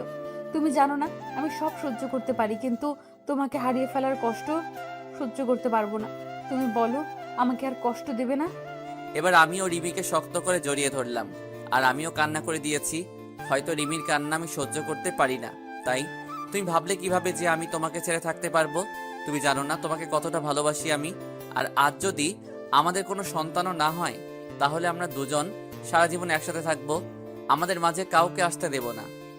এই বলে আমি রিমির কপালে একটা চুমু খেলাম, আর রিমিকে পরম ভালোবাসায় আমার বাহুডোরে জড়িয়ে নিলাম। এই ছাড়ো, আমি এই মাত্র অফিস থেকে আসলাম, এবার একটু ফ্রেশ হয়ে আসি। না, ছাড়বো না। তোমার বুকে আমি এভাবে সারা জীবন থাকতে চাই। গায়ে সব ধুলাবালি ময়লা লেগে আছে, আমি যাবো আর আসবো, শার্টটা চেঞ্জ করে চলে আসবো। না, তুমি চুপচাপ বসে থাকো, কোথাও যেতে দেব না তোমাকে। তুমি সব সময় অফিসে থাকো, সারা দিন কাছে পাই না। আজ পেয়েছি, আজ তোমাকে ছাড়বো না। কি মেরে বাবা, তবে খুব ভালো লাগে রিমির ভালোবাসাগুলো। সে যখন আহ্লাদি সুরে ছোট ছোট করে কথা বলে, মনে হয় সারা জীবন তার সাথে কথা বলি। এই আমাদের বাবু হবে, তখন আমাদের বাবুটা কোথায় থাকবে? আমাদের মাঝখানে না তোমার ওপাশে? তুমি বলো কোথায় থাকবে? তুমি আমার বাম পাশের বুকে শুয়ে থাকবে, আর আমাদের বাবুটা আমার ডান পাশের বুকে শুয়ে থাকবে, ঠিক আছে? না, ঠিক নেই। আমি তোমাকে কারো ভাগ দেব না। এই পুরো বুকটা আমার। আমি কাউকে তোমার বুকে ঘুমাতে দেব না, এমনকি আমাদের সন্তানকেও না। কি মেয়ে রে বাবা, নিজের সন্তানকে হিংসা করে? কি বলছো? সে তো আমার সন্তান, আমি তাকে বুকে জড়িয়ে ঘুমাবো না? না বলছি তো, আমি তোমাকে কাউকে ভাগ দেব না। আর আমাদের সন্তানকে দোলনায় রেখে দেব, আর না হয় তোমার মা বাবার কাছে রেখে দেব। কি? আমাদের সন্তান মা বাবার কাছে ঘুমাবে কেন? যদি তুমি আমাকে রেখে আমাদের সন্তানকে আদর করো তাই। তুমি শুধু আমাকে আদর করবে, কথা মনে থাকবে তো? থাকবে। পাগলি একটা, তোমাকে রেখে আমি কাউকে আদর করব না। তারপর আমি রিমিকে সরিয়ে ফ্রেশ হয়ে রাতের খাবার খাচ্ছি, তখন মা বলল, বাবা মেহেদি, তুই এবার আমাদের সাথে চল। তোর নিজের বাড়িতে তুই যাবি। আর রিমির শরীরের অবস্থা খুব একটা ভালো না, তাই বলছি কি, আমাদের সাথে চল। আমি বৌমাকে দেখে রাখবো। তাহলে আম্মু, আমি অফিস থেকে ট্রান্সফার নিয়ে কাল সবাই মিলে যাব। রাতের খাবার খেয়ে আমি আর রিমি রুমে চলে আসলাম। আমি শুয়ে পড়লাম, আর রিমি কিছু কিছু কাজ করে শুতে চলে এলো। তারপর রিমি আমার বুকে মাথা দিয়ে শুয়ে বলল, আমি প্রায় শুনি অনেক মেয়ে মা হতে গিয়ে মারা যায়। আমিও যদি তাদের মধ্যে পড়ি তখন তুমি আমাকে ছাড়া থাকতে পারবে? চুপ, এরকম কথা আর বলবে না। আর তোমার কিছু হবে না, তোমার পাশে আমি সব সময় থাকবো। তুমি কোনো চিন্তা করো না, শুধু আমাকে ভালোবেসে যাও আর আমাদের বাবুটার দিকে খেয়াল রাখো। তারপর রিমি জড়িয়ে ধরে ঘুমিয়ে পড়লাম। সকালে উঠে দেখি রিমি সুন্দর করে বাচ্চাদের মতো গুটিসুটি মেরে আমাকে জড়িয়ে ধরে শুয়ে আছে। মনে হচ্ছে রিমি তার সবচেয়ে নিরাপদ জায়গা পেয়ে গেছে। আমিও আর রিমিকে ডাকলাম না, ডাকলে রিমির ঘুমটা ভেঙে যাবে। কিছুক্ষণ পর রিমির ঘুম ভেঙে গেল, আর আমার দিকে তাকিয়ে দেখে আমি তার দিকে তাকিয়ে আছি। তখন রিমি আমার ঠোঁটে একটা চুমু খেলো, আর দুই গালে দুইটা চুমু দিয়ে উঠে পড়লো। আমি ফ্রেশ হয়ে অফিসে চলে গেলাম। ঝিনাইদহে আমার অফিস, ট্রান্সফার করে চলে আসলাম। আজ রাতেই চলে যাব এখান থেকে। সবাই যে যার ব্যাগ গুছিয়ে নিয়ে রিমির মা বাবার সাথে দেখা করে চলে আসলাম। আজ দীর্ঘ 4 বছর পর নিজের শহরে যাচ্ছি। সবাই মিলে বাসে উঠলাম। মা বাবা এক সিটে আর আমি আর রিমি এক সিটে। রিমিকে জানালার পাশে বসালাম। রিমি আমার হাত জড়িয়ে ধরে বসে আছে। মনে হচ্ছে রিমি ভয় পাচ্ছে। নতুন জায়গায় নতুন লোক, কি হবে সেটা ভেবে মনে হয় কিছুটা নার্ভাস ফিল করছে। রিমি, তুমি নতুন জায়গায় নতুন লোকের মাঝে যাচ্ছ, তুমি নার্ভাস ফিল করছো? না, মোটেই না। তুমি সাথে থাকলে আমি সব জায়গায় যেতে রাজি। শুধু তুমি আমার হাতটা শক্ত করে ধরে রেখো। দেখতে দেখতে আমরা ভেতরের দিকে বাসায় পৌঁছালাম। তারপর আমি একটু ঘুমিয়ে নিলাম। হঠাৎ করে নিচে চেঁচামেচির শব্দ শুনে নিচে এসে দেখি কিছু প্রতিবেশী রিমিকে ঘিরে রেখেছে। সবাই তার চেহারার তারিফ করছে, বলছে, আহ কি সুন্দর মেয়ে, একদম রাজকন্যা। আমি মিট মিট করে হাসছি। এরপর আমি নিচে আসলাম। সবাই আমাকে দেখে ভালো মন্দ জিজ্ঞাসা করছে। আমি সবার প্রশ্নের উত্তর দিলাম। কিছুক্ষণ পর মা নাস্তা করতে ডাকলো। আমরা নাস্তা করে রুমে আসলাম। রিমি, চলো গুছিয়ে নাও, আজ আমাদের শহরটা ঘুরে বেড়াবো। অনেকদিন পর আসছি তো তাই, আর তোমারও শহরটা চেনা হয়ে যাবে। আমরা দুজন বের হয়ে গেলাম। আমি কাল একটা পাঞ্জাবি পরেছি, আর রিমি কাল একটা শাড়ি পরেছে। যখনই আমরা বের হতে যাব তখনই মা ডাকলো। হাতে দেখি একটা থালা। মা কাছে এসে বলল, আমার ছেলে আর মেয়ের দিকে যেন আরো নজর না পড়ে। আসলে যেই দেখবে তারই নজর পড়বে, কারণ আমরা ম্যাচিং করে ড্রেস পরেছি। খুব সুন্দর লাগছে রিমিকে। তারপর আমরা সেই কলেজে আসলাম যেখানে আমি পড়তাম আর অনিকার সাথে পরিচয় হয়েছিল। সেই বড় আম গাছটা এখনো সেইভাবেই আছে। তারপর আসলাম নদীর পাড়ে, এখানে আমি আর রিমি ঘুরতে আসতাম। আমরা একটা রেস্টুরেন্টে আসলাম। যেই ঢুকতে যাব, আর আমার সামনে চেয়ারে অনিকা বসে আছে, যা আমি কোনোদিন আশা করিনি। তাকে আমার দেখলে কেমন ভয় করে, যেন অনিকার কারণে আমি আবার যদি রিমিকে হারিয়ে ফেলি। আমি এখনো অনিকাকে ঘৃণা করি, প্রচন্ড ঘৃণা করি। অনিকার চেহারা আমার কাছে অসহ্য লাগছে। তারপরে আমি রিমি যে বাইরে চলে আসতে যাব, তখনই অনিকা আমাকে ডাকলো। আমি না শোনার ভান করে রিমিকে নিয়ে চলে আসতে যাব, তখনই অনিকা আমার সামনে এসে দাঁড়ালো। আপনি এরকমভাবে আমাদের পথ আটকালেন কেন? কি চান আপনি? প্লিজ মেহেদি, আমার কথাটা শোনো একবার। শুধু একটা কথা বলবো, তারপর আর তোমাকে কোনো দিন ডিস্টার্ব করবো না। বলেন, কি বলবে? আমি জানি তোমার সাথে আমি কত বড় অন্যায় করেছি। আমার জন্য তুমি অনেক কষ্ট পেয়েছো।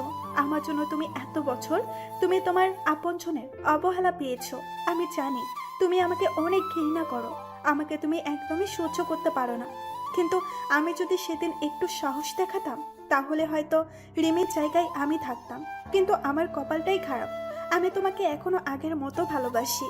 তবে তুমি চিন্তা করো না, আমি তোমাদের মাঝে দেওয়াল হয়ে দাঁড়াবো না। শুধু আমাকে একবার ক্ষমা করে দাও। আমি তোমার ভালোবাসা নিয়ে দূরে সরে যাব আর কোনোদিন তোমার সামনে আসবো না। এই বলে অনিকা কান্না করতে করতে চলে গেল।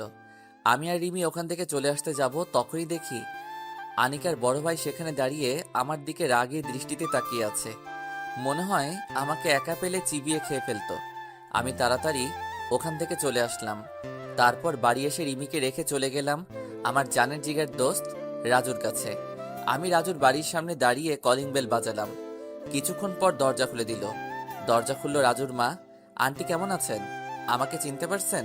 আমি মেহেদি। এইবার রাজুর মা খুব খুশি হয়ে, বাবা, তুই কতদিন পরে এলি? সেই চলে গেলি আর ফিরে আসলে না। আন্টি রাজু কই? রাজু তার রুমে আছে, যাও দেখা করে আসো। আমি রাজুর রুমে গিয়ে দেখি রাজু চোখ বন্ধ করে হেডফোনে গান শুনছে। আমি আস্তে আস্তে রাজুর কাছে গিয়ে রাজুকে একটা চড় মারলাম আস্তে করে। রাজু ভয় পেয়ে তাড়াতাড়ি উঠে পড়ল। আর রাজু সামনে তাকিয়ে দেখে আমি দাঁড়িয়ে আছি। রাজু দৌড়িয়ে আমাকে জড়িয়ে ধরে বলল, কেমন আছিস দোস্ত? তুই চলে যাওয়ার পর থেকে আমি আড্ডা মারা বন্ধ করে দিছি। তুই না থাকলে কিভাবে মজা হবে বল? এবার থেকে আবার আড্ডা হবে। আমি চলে আসছি না? চল আগে ভাবির সাথে দেখা করে আসি। চলো, কিন্তু ভাবিকে পেয়ে যেন আমাকে ভুলে যাস না শালা। তারপর দুজনে চলে আসলাম আমাদের বাসায়। তারপর রুমে ঢুকে দেখি রিমি কাপড় গুছিয়ে আলমারিতে রাখছে। আমি পিছন থেকে গিয়ে রিমিকে জড়িয়ে ধরলাম। রিমি ভয় পেয়ে বলল, এভাবে কেউ জড়িয়ে ধরে? আমি তো ভয় পেয়ে গেছি। তারপর আমি রাজুর সাথে রিমির পরিচয় করিয়ে দিলাম। এভাবে আমাদের সুখের সংসার চলতে থাকলো। তবে এখন আর অনিকাকে দেখা যায় না, আর ডিস্টার্বও করে না। কিন্তু আমার মনে হয় কেউ আমার পিছু দিচ্ছে। এভাবে আমার আর রিমির সংসার 8 মাস চলে গেল। আজ আমি অফিসে বসে কাজ করছি, তখন আমার বাবা ফোন দিয়ে বলল রিমিকে হাসপাতালে নেওয়া হয়েছে। রিমির ডেলিভারি পেইন উঠেছে। তাই আমিও সবকিছু ফেলে তাড়াতাড়ি হাসপাতালে চলে আসলাম। এসে দেখি রিমিকে ওটিতে নেওয়া হয়েছে। আমি বাইরে অপেক্ষা করছি, খুব টেনশন হচ্ছে। কিছুক্ষণ পর ডাক্তার বের হয়ে আসলো। আমি সাথে সাথে ডাক্তারের কাছে গেলাম। ডাক্তার, কি হয়েছে আমার রিমির? আপনি কিছু বলছেন না কেন? মেহেদি সাহেব, আপনার মেয়ে হয়েছে আর বাচ্চার মা সরি। তাই বলে ডাক্তার চলে গেল। আমি সাথে সাথে সেখানে চুপ করে বসে পড়লাম। আমার মাথা কিছু কাজ করছিল না। কি করব আমি? কিভাবে থাকবো রিমিকে ছাড়া? তারপর আমি দৌড়িয়ে রিমির কাছে গেলাম। যে দেখি রিমি চোখ বুজে শুয়ে আছে। আমি রিমিকে জড়িয়ে ধরে কান্না শুরু করে দিলাম। তুমি কথা দিয়েছিলে তুমি আমাকে ছেড়ে কোথাও যাবে না, তাহলে কেন চলে গেলে? আমি কিভাবে বাঁচবো তোমাকে ছাড়া? আমি রিমিকে জড়িয়ে ধরে কান্না করছি। তারপর হঠাৎ করে কেউ আমাকে জড়িয়ে ধরলো আর বলছে, তোমাকে ছেড়ে কোথাও যাব না পাগল। এবার চোখ খুলে তাকিয়ে দেখি রিমি আমাকে জড়িয়ে ধরে আছে। আর রিমি আমার দিকে তাকিয়ে মিটমিট করে হাসছে। তারপর আমি রিমিকে শক্ত করে জড়িয়ে ধরে রাখলাম। আর কোনোদিন রিমিকে হারিয়ে যেতে দেব না। তারপর রিমিকে এক ঝাটকে সরিয়ে দিয়ে বললাম, তুমি আমার সাথে এরকম অভিনয় করলে কেন? তুমি আমাকে কষ্ট দিয়ে খুব মজা পাও, তাই না? তুমিও একদিন আমার সাথে মজা করেছিলে, মনে আছে? আমিও সেদিন অনেক কান্না করেছিলাম, তাই আজকে আমি প্রতিশোধ নিলাম। এরকম মজার কোনোদিন করবে না তুমি। জানো কত কষ্ট পেয়েছি। তারপর আমার রাজকন্যাকে কোলে নিয়ে বললাম, দেখেছো, আমি বলেছিলাম না আমাদের তোমার মতো একটা রাজকন্যা হবে? তারপর আমার রাজকন্যাকে একটা চুমু দিয়ে রিমির কপালে একটা চুমু দিলাম। কিছুদিন পর আমি রিমিকে হাসপাতাল থেকে বাসায় নিয়ে আসলাম। তারপর রাতে ঘুমাতে গিয়ে রিমির পাগলামি দেখে আমি না হেসে পারলাম না। রিমি আমাদের মেয়েকে নিয়ে বাইরে যাচ্ছে। তখন আমি বললাম, এই জিনাতকে কোথায় নিয়ে যাচ্ছ? কেন? আব্বু আম্মুর কাছে রেখে আসতে যাচ্ছি। না, তুমি আমার মেয়েকে আমার পাশে রাখো। আমাদের মাঝখানে আমার মেয়ে থাকবে। রিমি এবার রেগে বলল, কি বললে? তোমাকে আমি প্রথমে বলেছিলাম না তোমার আমার মাঝে কেউ থাকবে না, এমনকি আমাদের সন্তানও না। তোমার বুকে মাথা না রাখলে আমার ঘুম আসে না, তুমি জানো না? ওকে, তাহলে তুমি মাঝখানে থাকো আর জিনাতকে তোমার ওই পাশে রাখো। তারপর রিমি আমার পাশে শুয়ে পড়লো আর জিনাত রিমির পাশে শুয়ে পড়লো। তারপর রিমিকে জড়িয়ে ধরে ঘুমিয়ে পড়লাম। সকালে উঠে ঘুম থেকে উঠে ফ্রেশ হয়ে নাস্তা করে রিমির কপালে আর আমার ছোট পরিটার কপালে একটা চুমু দিয়ে অফিসে চলে আসলাম। আজ অফিসে কিছু কর্মচারী নিয়োগ হবে। আমি আমার ডেস্কে বসে আছি। তখন আমাদের ম্যানেজার একটা মেয়ের সাথে পরিচয় করিয়ে দিল আর বলল, আজ থেকে এ তোমার আন্ডারে কাজ করবে। মেয়েটির নাম তনিমা। তনিমার দেখতে বেশ সুন্দরী, তবে আমার রিমির থেকে বেশি না। আমি তনিমার সাথে পরিচয় হয়ে নিয়ে তনিমার কাজ বুঝিয়ে দিয়ে নিজের ডেস্কে এসে বসলাম। আমার ডেস্ক থেকে তনিমার ডেস্ক দেখা যায়।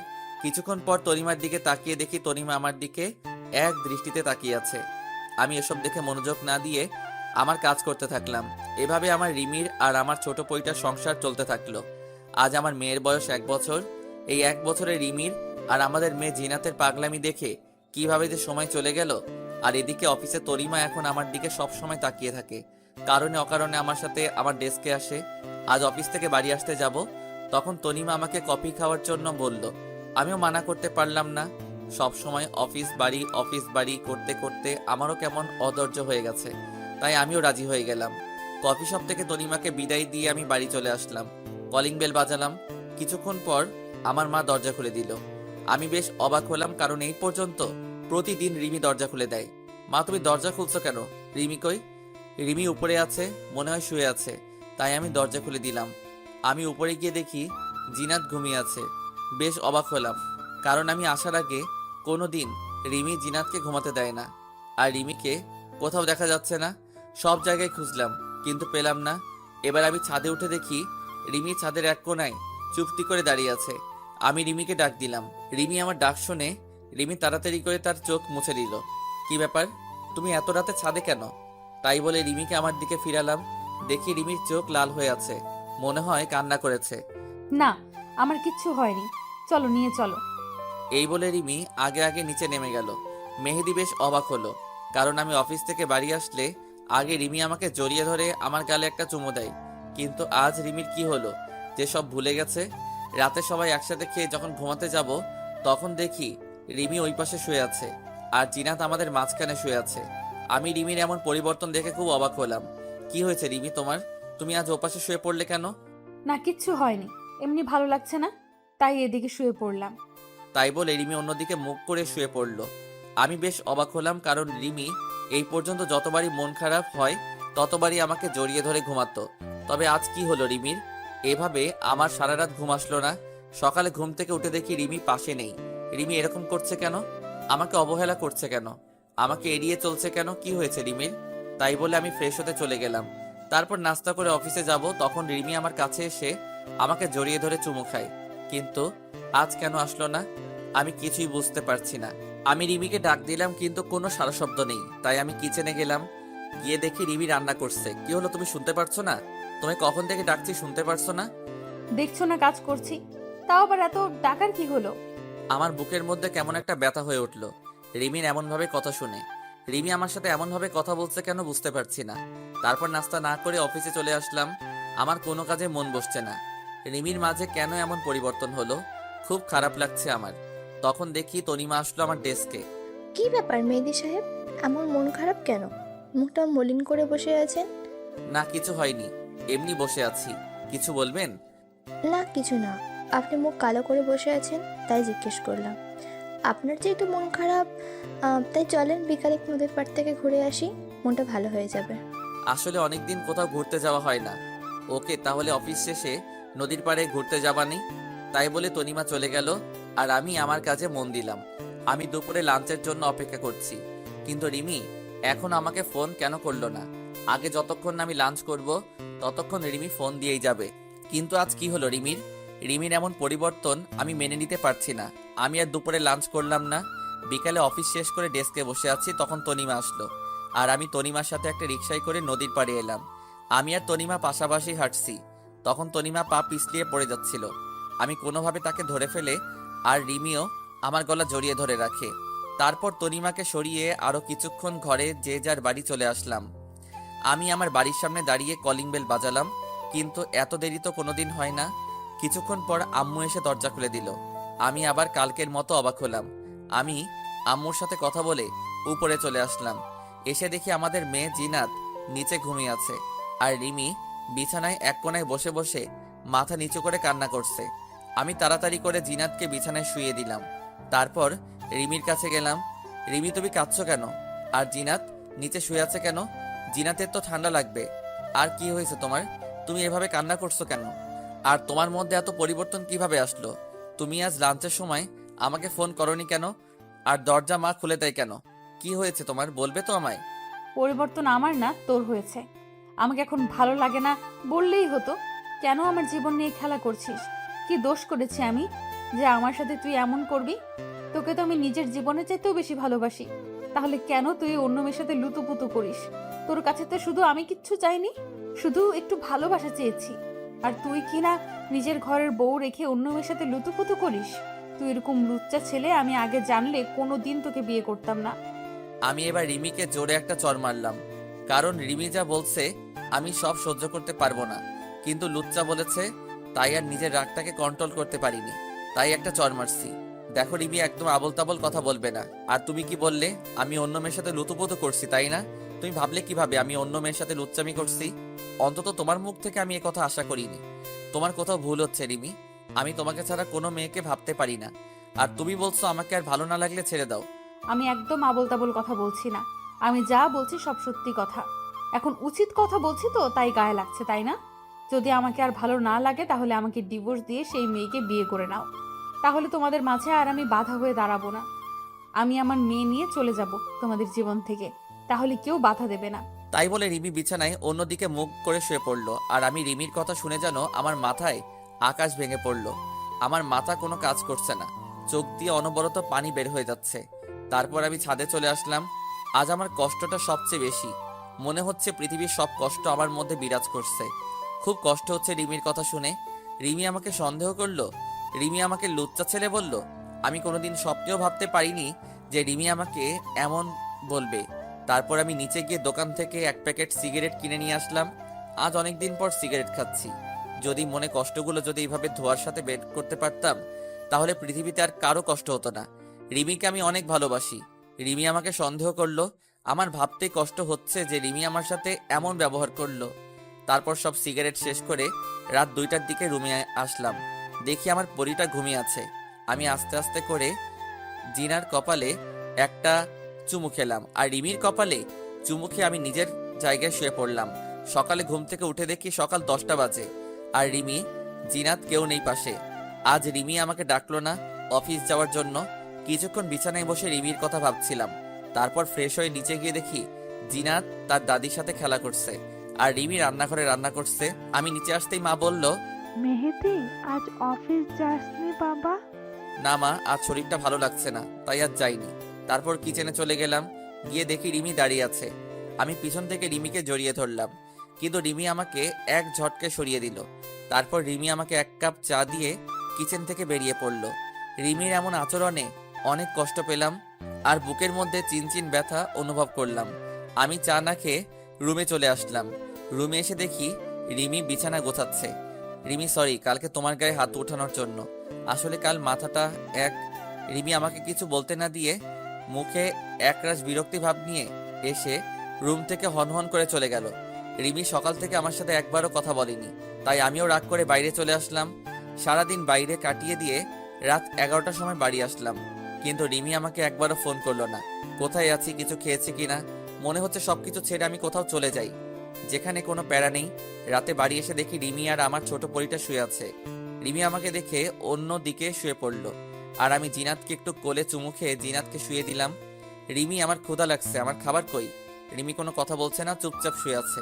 তাই আমি আর কিছু না বলে শুয়ে পড়লাম। শুয়ে শুয়ে ভাবছি কি দোষ করেছি যে রিমি আমাকে এত বড় সাজা দিচ্ছে। রিমির অবহেলা আমার সহ্য হচ্ছে না। আপনজনের অবহেলাগুলো অনেক কষ্টদায়ক হয়, যা সহ্য করার মতো মন আমাদের দেয়নি।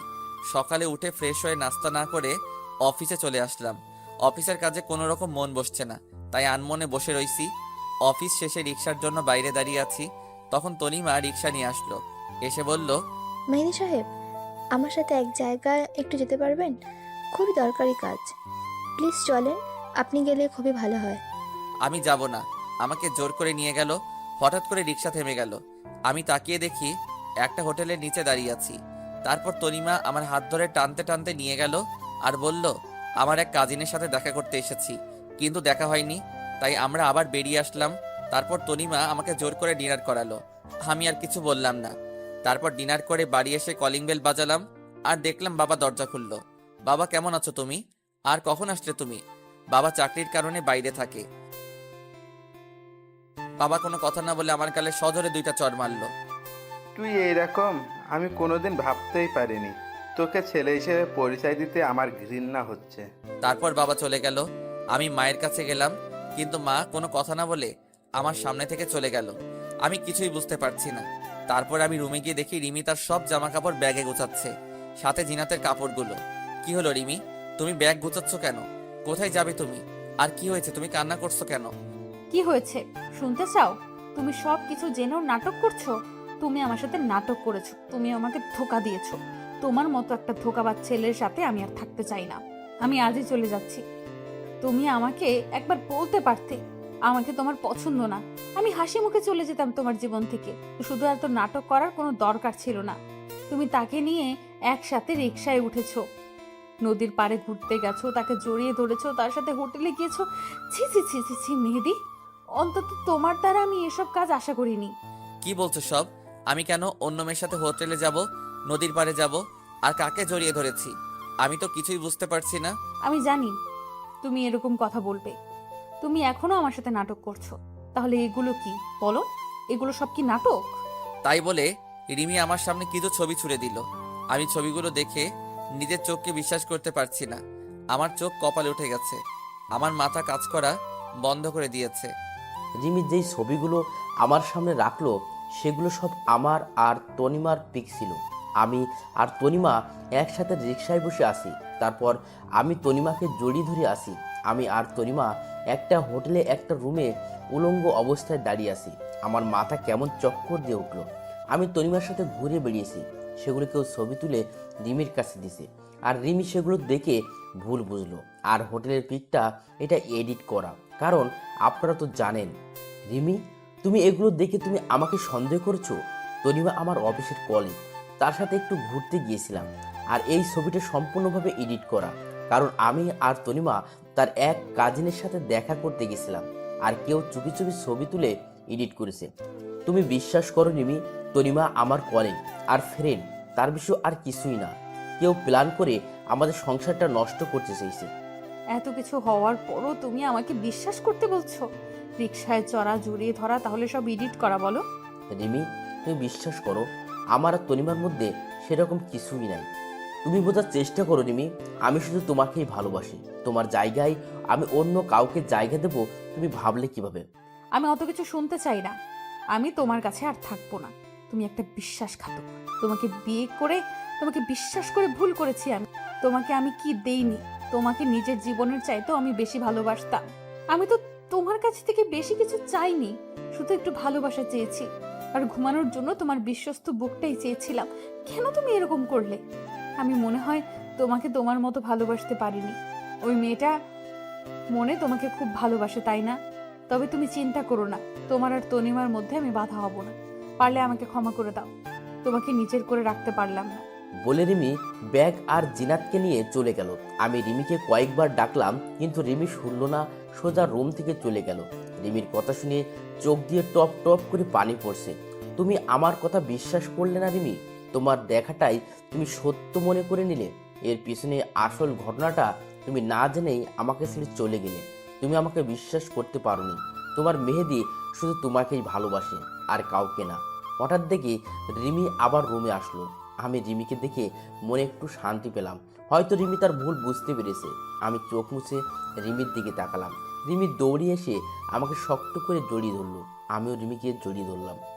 আমি জানতাম তুমি ফিরে আসবে, কারণ তোমাকে ছাড়া আমি থাকতে পারবো না, আর তুমিও পারবো না আমাকে ছেড়ে। হঠাৎ রিমি আমাকে এক ঝটকায় দূরে সরিয়ে দিল, আর কাছে সে আমার কপালে একটা চুমু দিয়ে আবার চলে গেল। আমি এক জায়গায় নীরব হয়ে দাঁড়িয়ে আছি। আমার হাঁটার কোনো শক্তি নেই। আমি বিছানার উপর বসে পড়লাম, আর কান্না যেন থামছে না, অনবরত চোখ দিয়ে পানি বের হয়ে যাচ্ছে। তারপর রুমে মা আসলো। তোর জন্য আমার মেয়েটা আজ বাড়ি থেকে চলে গেল। তোকে নিজের ছেলে ভাবতেও লজ্জা হচ্ছে। তুই কেমন করে পারলি এমন একটা কাজ করতে? রিমি তোকে কত ভালোবাসে, আর তুই বাইরের একটা মেয়ের সাথে। ছি ছি। মায়ের পা জড়িয়ে ধরে, মা তুমি বিশ্বাস করো, ওই মেয়ের সাথে আমার কোনো সম্পর্ক নেই। তোমরা আমাকে ভুল বুঝছো। আমি শুধু রিমিকেই ভালোবাসি। রিমিকে ছাড়া আমি থাকতে পারবো না মা। আমার জন্য রিমি আমাকে ভুল বুঝলো। আমাকে ক্ষমা করে দাও মা। তোকে বিশ্বাস করতেও আমার ভয় হচ্ছে। তুই যেদিন আমার মেয়েটাকে ফেরত নিয়ে আসবি, সেদিন আমি তোকে ক্ষমা করব, তার আগে না। তাই বলে মা রুম থেকে চলে গেল, আর আমি বসে বসে অযথরায় কান্না করছি। মা, তুমিও আমাকে ভুল বুঝলে। আমি এই আপনজনের অবহেলা আর সইতে পারছি না। তারপর না খেয়েই ছাদে চলে আসলাম। আজ জ্যোৎস্নার রাত কত সুন্দরভাবে আলো ছড়িয়ে দিচ্ছে, শুধু আমার মনের ভিতর অন্ধকার হয়ে আছে, আর সেখানে ঘুরে বেড়াচ্ছে কারো ভুল বুঝে ছেড়ে যাওয়ার কষ্ট আর কারো অবহেলা। সারা রাত চাঁদের দিকে তাকিয়ে রাতটুকু পার করে দিলাম, আর অনবরত চোখ দিয়ে পানি পড়ছে। খুব কষ্ট হচ্ছে। আমার মনে হচ্ছে এই জীবনটা যদি এখনই থেমে যেত তাহলে আমাকে আর কষ্ট পেতে হতো না। এভাবে রিমির কথা ভাবতে সকাল হয়ে গেছে, এখনো ছাদে বসে আছি। আজ আর অফিস যাব না। কি হবে অফিসে গিয়ে? যার সুখের জন্য চাকরি করতাম সেই যদি আজ না থাকে তাহলে কি হবে অফিস গিয়ে? সারাদিন রুমে বসে কাটিয়ে দিলাম। কাল সকাল থেকে কিছু খাওয়া হয়নি, তাই বিকেলের সময় একটু নিচে গিয়ে দেখি মা বসে আছে। মা, কিছু খেতে দাও, খুব ক্ষুধা হয়েছে। রান্না হয়নি আগে, তুই আমার মেয়েটাকে নিয়ে আসবি, তারপর তুই এই বাড়ির খাবার পাবি, তার আগে না। আমি আমার রুমে চলে আসলাম। খুব কষ্ট হচ্ছে মার কথা শুনে। অনেক শূন্য শূন্য লাগছে রিমিকে ছাড়া। রিমিকে ছাড়া আমার জীবন শূন্য। রিমিকে আমার কাছে ফিরে নিয়ে আসতেই হবে। আমি তখনই শার্ট প্যান্ট চেঞ্জ করে বাইরে বেরিয়ে আসল উদ্দেশ্যে রিমিদের বাড়িতে আগে কিছু খেয়ে নিতে হবে। তাই একটা রেস্টুরেন্টে গিয়ে কিছু খাবার খেয়ে চলে আসলাম বাস স্ট্যান্ডে। একটা টিকিট কাটলাম ঝিনাইদহ টু চাঁদপুর। কিছুক্ষণ পর বাস চলে আসলো। আমি বাসে উঠে বসে পড়লাম। বাস চলতে থাকলো, আর আমি রিমির কথা ভাবতে ভাবতে কখন যে ঘুমিয়ে পড়েছি নিজেই জানি না। হঠাৎ বাসের হেলপারের কথায় ঘুম ভেঙে গেল। চাঁদপুরে চলে এসেছি, আমার সেই পরিচিত শহর যেখানে রিমির ভালোবাসা পেয়েছিলাম। আমি হাঁটতে হাঁটতে রিমিদের বাসার সামনে চলে এসেছি।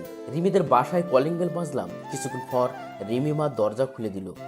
বাবা মেহেদি, তুমি এখন এই সকালবেলা? তারপর আমি সালাম দিয়ে ভালো মন্দ জিজ্ঞাসা করলাম। রিমির মার সাথে কিছু কথা বলে আমি রিমির রুমে গিয়ে দেখি রিমি হাঁটু ভাঁজ করে মাথা নিচু করে বসে আছে। আমি রিমিকে ডাক দিলাম। রিমি মাথা তুললো। আমি রিমিকে দেখে রীতিমতো ভয় পেয়ে গেছি। রিমির চোখ লাল হয়ে আছে, আর চোখ দুটা ফুলে আছে, আর আমার ছোট রাজকন্যা বিছানায় ঘুমিয়ে আছে। তুমি এখানে কি করতে এসেছো? তোমার মতো একটা বিশ্বাসঘাতকের সাথে আমার কোনো সম্পর্ক নেই। কেন এসেছো তুমি এখানে? তোমাকে নিয়ে যেতে এসেছি রিমি, তুমি প্লিজ চলো আমার সাথে। তোমাকে ছাড়া আমার জীবনটা একদম শূন্য শূন্য লাগছে। কাল সারা রাত ঘুমাইনি, তুমি পাশে ছিলে না তাই। কাল সারাদিন কোনো খাবার খাইনি, শুধু তুমি পাশে নাই। প্লিজ চলো আমার সাথে। তোমাকে ছাড়া জীবনটা কেমন অসম্পূর্ণ লাগছে। আজ সারাদিন তোমার কথা ভেবেছি, তুমি কখন ফিরে আসবে আমার কাছে। প্লিজ তুমি চলো আমার সাথে। আমি তোমার কোনো কথা শুনতে চাই না, তোমার কোনো কথা বিশ্বাস করি না। কেন? তোমার তো খুশি হওয়ার কথা। তোমার আর ওই মেয়েটার মধ্যে কোনো রিমি নামে কেউ বাধা নেই। আর তুমি কেন এসেছো এখানে? তুমি এখনই চলে যাবে এ বাড়ি থেকে। আমি রিমির হাত ধরে বললাম, প্লিজ রিমি, তুমি একবার চলো আমার সাথে। আমাকে তুমি একবার বিশ্বাস করো, তোমাকে ছাড়া আমি থাকতে পারবো না। তোকে কতবার বলবো তোর মতো একটা বিশ্বাসঘাতকের সাথে আমার কোনো সম্পর্ক নেই। তুই স্বামী নামে কলঙ্ক, তোর স্বামী হওয়ার কোনো যোগ্যতা নেই। তুই আর কোনোদিন আমার সামনে আসবি না। আর যদি কোনোদিন তোর ওই নোংরা চেহারা আমাকে দেখাবি না। যদি আবার আমার সামনে আসিস তাহলে আমার আর আমার মেয়ের মরা মুখ দেখবি। আমার বিশ্বাস হচ্ছে না। রিমি আমাকে চড় মারলো। আমার চোখ দিয়ে অযোধ্যায় পানি বের হচ্ছে। আমি এককভাবে এক জায়গায় দাঁড়িয়ে আছি, কোনো কথা বের হচ্ছে না। খুব কষ্ট হচ্ছে। রিমি তার সামনে আসতে মানা করছে বলে। ঠিক আছে, আর কোনোদিন তোমার সামনে আসবো না। আমার এই নোংরা চেহারা তোমাকে দেখাবো না। তবে হ্যাঁ, তুমি যা দেখেছো শুনেছো সবটা ভুল ছিল, সবটা মিথ্যা ছিল। তোমাকে আমি এখনো ভালোবাসি, আর এর পরেও একইভাবে ভালোবাসবো। তুমি যখন তোমার ভুল বুঝবে তখন আমার কাছে ফিরে আসতে পারো। যদি বেঁচে থাকি তাহলে অবশ্যই তোমাকে কাছে টেনে নেব, অপমান করে ফিরিয়ে দেব না। তাই বলে আমি আমার ছোট পরিটার দিকে এগিয়ে গেলাম একটু কপালে চুমু দেব বলে। তখন রিমি বলল, তোর এই নোংরা শরীরে আমার মেয়েকে টাচ করবি না। যদি করিস তাহলে আমি আমার মেয়েকে নিজের হাতে খুন করব। আমি রিমির কথা শুনে সাথে সাথে দাঁড়িয়ে পড়লাম, আর আমার মেয়েটাকে দেখে রুম থেকে বেরিয়ে পড়লাম। রিমির কথা শুনে প্রচণ্ড কষ্ট হচ্ছে। মনে হচ্ছে কোনো বড় পাথর আমার বুকের ওপরে রেখে দিয়েছে। রিমিদের বাড়ি থেকে বেরিয়ে আনমনে রাস্তা দিয়ে হাঁটছে, আর চোখ দিয়ে টপ টপ করে পানি পড়ছে। আমি আবার বাস স্টেশনে চলে আসলাম, আর একটা টিকিট কেটে ঝিনাইদহের উদ্দেশ্যে চলে আসলাম। বাড়িতে তো খুব কষ্ট হচ্ছে, কারণ রিমির সব স্মৃতি রয়েছে এ বাড়িতে। আর মাকে কি কি জবাব দিব যে তার বৌমাকে ফিরিয়ে নিয়ে আনতে পারেনি? বাড়ি এসে কলিং বেল বাজলাম। কিছুক্ষণ পর মা এসে দরজা খুলে দিল। মা আমার পিছন দিয়ে তাকিয়ে দেখলো রিমি নেই। তাই মা কোনো কথা না বলে রাগ করে চলে গেল।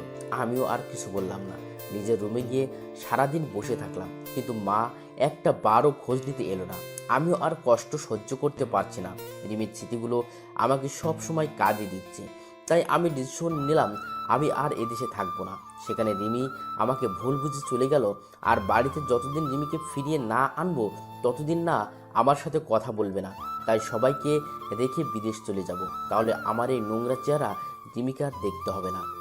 আর মা আমার সাথে কথা বলবে না, সেই কষ্টটা ভুলে থাকার জন্য আমাকে বিদেশ চলে যেতে হবে। আমি পরের দিন বিদেশ যাওয়ায় কাগজপত্র জমা দিলাম। 2-1 দিন পর পাসপোর্ট চলে আসবে। আজ চলে যাচ্ছি সব মায়া ত্যাগ করে। আর হয়তো রিমির সাথে দেখা হবে না। আর আমার মেয়েটা আমার বদলে অন্য কারো পরিচয় হবে। আমি মার কাছ থেকে বিদায় নিয়ে চলে আসলাম। চলে আসার সময় মা কিছু বলল না, অন্যদিকে মুখ করে বসে আছে। আমি আর কিছু না বলে চলে আসলাম। এখন এয়ারপোর্টে বসে আছি। হঠাৎ দেখি তনিমা বসে আছে একটা চেয়ারে। আমি সাথে সাথে তনিমার কাছে চলে আসলাম। তনিমা আমাকে দেখে অনেক অবাক হলো। তনিমা, তুমি আমার সাথে এমন কেন করলে? কি পেলে আমার আর রিমির সুখের সংসারটা ভেঙে? তোমার কারণে রিমি আমাকে ছেড়ে চলে গেছে। আমার মা আমার সাথে কথা বলা বন্ধ করে দিয়েছে। মেহেদি, তুমি আমাকে প্লিজ ক্ষমা করে দাও। আমি জানতাম না রাকিব আমাকে দিয়ে এমন কাজ করাচ্ছে। আমি সত্যিই জানতাম না রাকিবের এমন প্ল্যান রয়েছে। তাহলে এইসব রাকিবের কাজ। আমি এখনই গিয়ে রিমির ভুল ধারণা সব মুছে দেব, আর সাথে তুমিও যাবে। হঠাৎ করে রিমির বলা কথাগুলো সব মনে পড়ে গেল। রিমি বলেছিল আমি যদি তার সামনে যাই তাহলে তার মরা দেখতে হবে। আমি চাই না আমার জন্য রিমি আর আমার মেয়ের কোনো ক্ষতি হোক। কি হলো, দাঁড়িয়ে গেলে কেন? চলো। তারপর আমি রিমির সাথে ঘটে যাওয়া সব কথা তনিমাকে বললাম, আর ওখান থেকে চলে আসলাম। ফ্লাইট এখনই টেক আপ করবে। কিন্তু আমি রিমির ভুল ভাঙাবো, তোমার কাছে রিমিকে ফিরিয়ে আনবো। তখন অনেক দেরি হয়ে যাবে, আর আমি মনে হয় কখনো এদেশে নাও আসতে পারি। এই বলে আমি চলে আসলাম আর বিমানে উঠে পড়লাম। আমি ফ্লাইটে উঠে রিমির কথা ভাবছি যে রিমি আমাকে কেমন করে ভুল বুঝতে পারলো।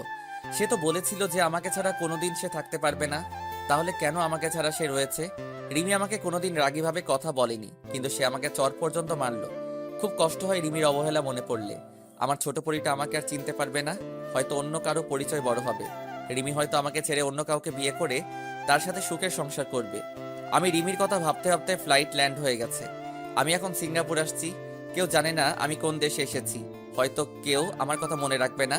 সবার অবহেলার কারণ আমাকে সবাই ভুলে যাবে। আমি সিঙ্গাপুরে একটা জব করছি। এখন রিমির কথা খুব বেশি করে মনে পড়ে। আর রাতের বেলা রিমির কথা ভেবে রাতে ঘুম হয় না। রিমি সব সময় আমার বুকে মাথা রেখে ঘুমায়, আর এখন ঘুমাতে গেলে রিমির কথা মনে হয়। এভাবে সিঙ্গাপুরে আমার 5টি বছর কেটে গেল। এই 5 বছরে এমন কোনো দিন নেই যে রিমির জন্য আমার চোখের পানি পড়েনি। এখনও রিমিকে আমি ভুলতে পারিনি। আর আমার ছোট পরিটা মনে হয় এখন অনেক বড় হয়ে গেছে। এখন হয়তো আমাকে আর চিনে না, বা আমার কোনো অস্তিত্ব নেই। আমি এই কয়টা বছরে দেশের কারোর সাথে যোগাযোগ করিনি, এমনকি আমার মা বাবার সাথেও না। এই কয়দিন মা বাবার কথা খুব বেশি মনে পড়ছে, আর মা বাবাকে এক নজর দেখতে ইচ্ছা করছে। তাই আমি সিদ্ধান্ত নিলাম যে আমি 2 মাসের ছুটিতে দেশে যাব। আমি আজ দেশে ফিরছি, অন্যরকম একটা ফিলিংস কাজ করছে। দেশে গিয়ে সবাই আমাকে চিনতে পারবে তো। এইমাত্র ফ্লাইট টেক অফ করলো। আমি 5 বছর পর দেশের মাটিতে পা রাখলাম। আমি একটা বাসে করে আমার নিজের শহর ঝিনাইদহে চলে আসলাম। সবকিছু কেমন পাল্টে গেছে এই 5 বছরে। তারপর আমার বাসার সামনে চলে আসলাম, কলিং বেল চাপলাম। কিছুক্ষণ পর দরজা খুলে একটা ছোট মেয়ে দরজা খুলে দিল। আমি একভাবে মেয়েটির দিকে তাকিয়ে আছি। মেয়েটির চোখগুলো একদম আমার ছোট পইটার মতো লাগছে, আর মেয়েটি আমার দিকে কেমন অবাক দৃষ্টিতে তাকিয়ে আছে। মামুনি, কে তুমি? আর এই বাড়িতে কি করছো? আমার নাম জিনাত, আর এটা আমার দাদুর বাড়ি। তুমি আমার আব্বু, তাই না? তোমাকে আমি ছবিতে দেখেছি। তোমার ছবি আমার মা বুকে নিয়ে প্রতি রাতে কান্না করে। আম্মুর কান্না দেখে আমারও খুব কান্না আসে। আমি মেয়েটির মুখে জিনাত নাম শুনে আমার বুকটা কেমন চিনচিন ব্যথা হয়ে উঠল। আমার মনটা খুশিতে ভরে গেল। আমার মেয়েকে আমি ফিরে পেয়েছি। আমি জিনাতকে বুকে জড়িয়ে নিয়ে অজরধারায় কান্না করে দিলাম।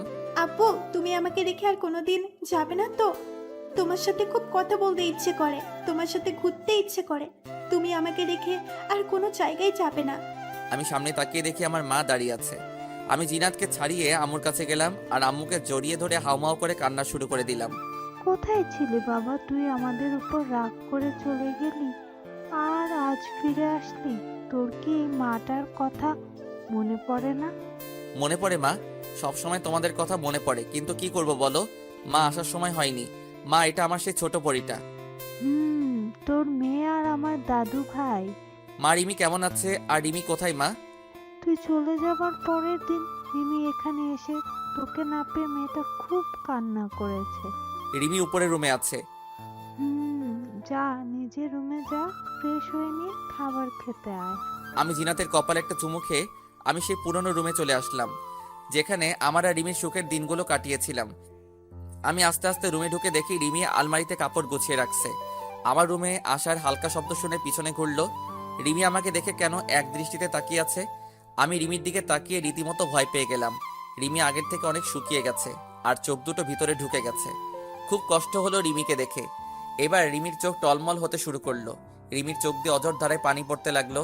আমি রিমিকে দেখে আবার রুম থেকে বাইরে চলে আসতে যাব, তখন রিমি দৌড়িয়ে এসে আমার পা দুটো জড়িয়ে ধরে কান্না করতে লাগলো। মেহেদি, তুমি আমাকে মাফ করে দাও। আমি তোমাকে ভুল বুঝে তোমাকে অনেক কষ্ট দিয়েছি। তোমাকে ছাড়া আমি প্রতিটা রাত নির্ঘুম কেটেছে। তোমার বুকে মাথা না দিলে আমার ঘুম হতো না, তাই প্রতিটা রাতে আমার চোখের পানি দিয়ে বালিশ ভেজাতাম। আমি রিমিকে তুলে বললাম, তুমি তো বলেছিলে কোনোদিন যেন তোমার সামনে না আসি। আমি তো একটা বিশ্বাসঘাতক, আমার চেহারাটা নোংরা, আর তুমি আমার মতো একটা নোংরা ছেলের পা ধরেছো। আমি তো নোংরা, আমার পা ধরলে তোমার শরীরও নোংরা হয়ে যাবে, তাই আমাকে ছেড়ে দাও। রিমি এবার কোনো কথা বলছে না, চুপ করে মাথা নিচু করে দাঁড়িয়ে আছে, আর চোখ দিয়ে টপ টপ করে পানি পড়তে থাকলো। আমি ব্যাগটা রেখে ফ্রেশ হতে চলে গেলাম। আমি ফ্রেশ হয়ে এসে দেখি রিমি সেই একই জায়গায় মাথা নিচু করে দাঁড়িয়ে আছে। আমি কোনো কথা না বলে নিচে চলে আসলাম খাবার খেতে। আমি, মা আর জিনাত খেতে বসলাম। জিনাতকে আমার পাশে বসিয়ে দিলাম। আমি খাচ্ছি আর জিনাতকে খাইয়ে দিচ্ছি। রিমি আসলো আর আমি খাবার টেবিল থেকে উঠে পড়লাম। তারপর আমি রুমে এসে শুয়ে আছি। তখন জিনাত আসলো। জিনাত আমার পাশে শুয়ে পড়লো আমাকে জড়িয়ে ধরে। কিছুক্ষণ পর রিমি এসে আমার পাশে শুতে গেল, আর তখনই আমি সরে গিয়ে জিনাতকে মাঝখানে রাখলাম। রিমি আমার দিকে কেমন মলিন দৃষ্টিতে তাকিয়ে রইল। মনে হচ্ছে এখনই চোখ দিয়ে টপ টপ করে পানি পড়বে। তারপর আমরা ঘুমিয়ে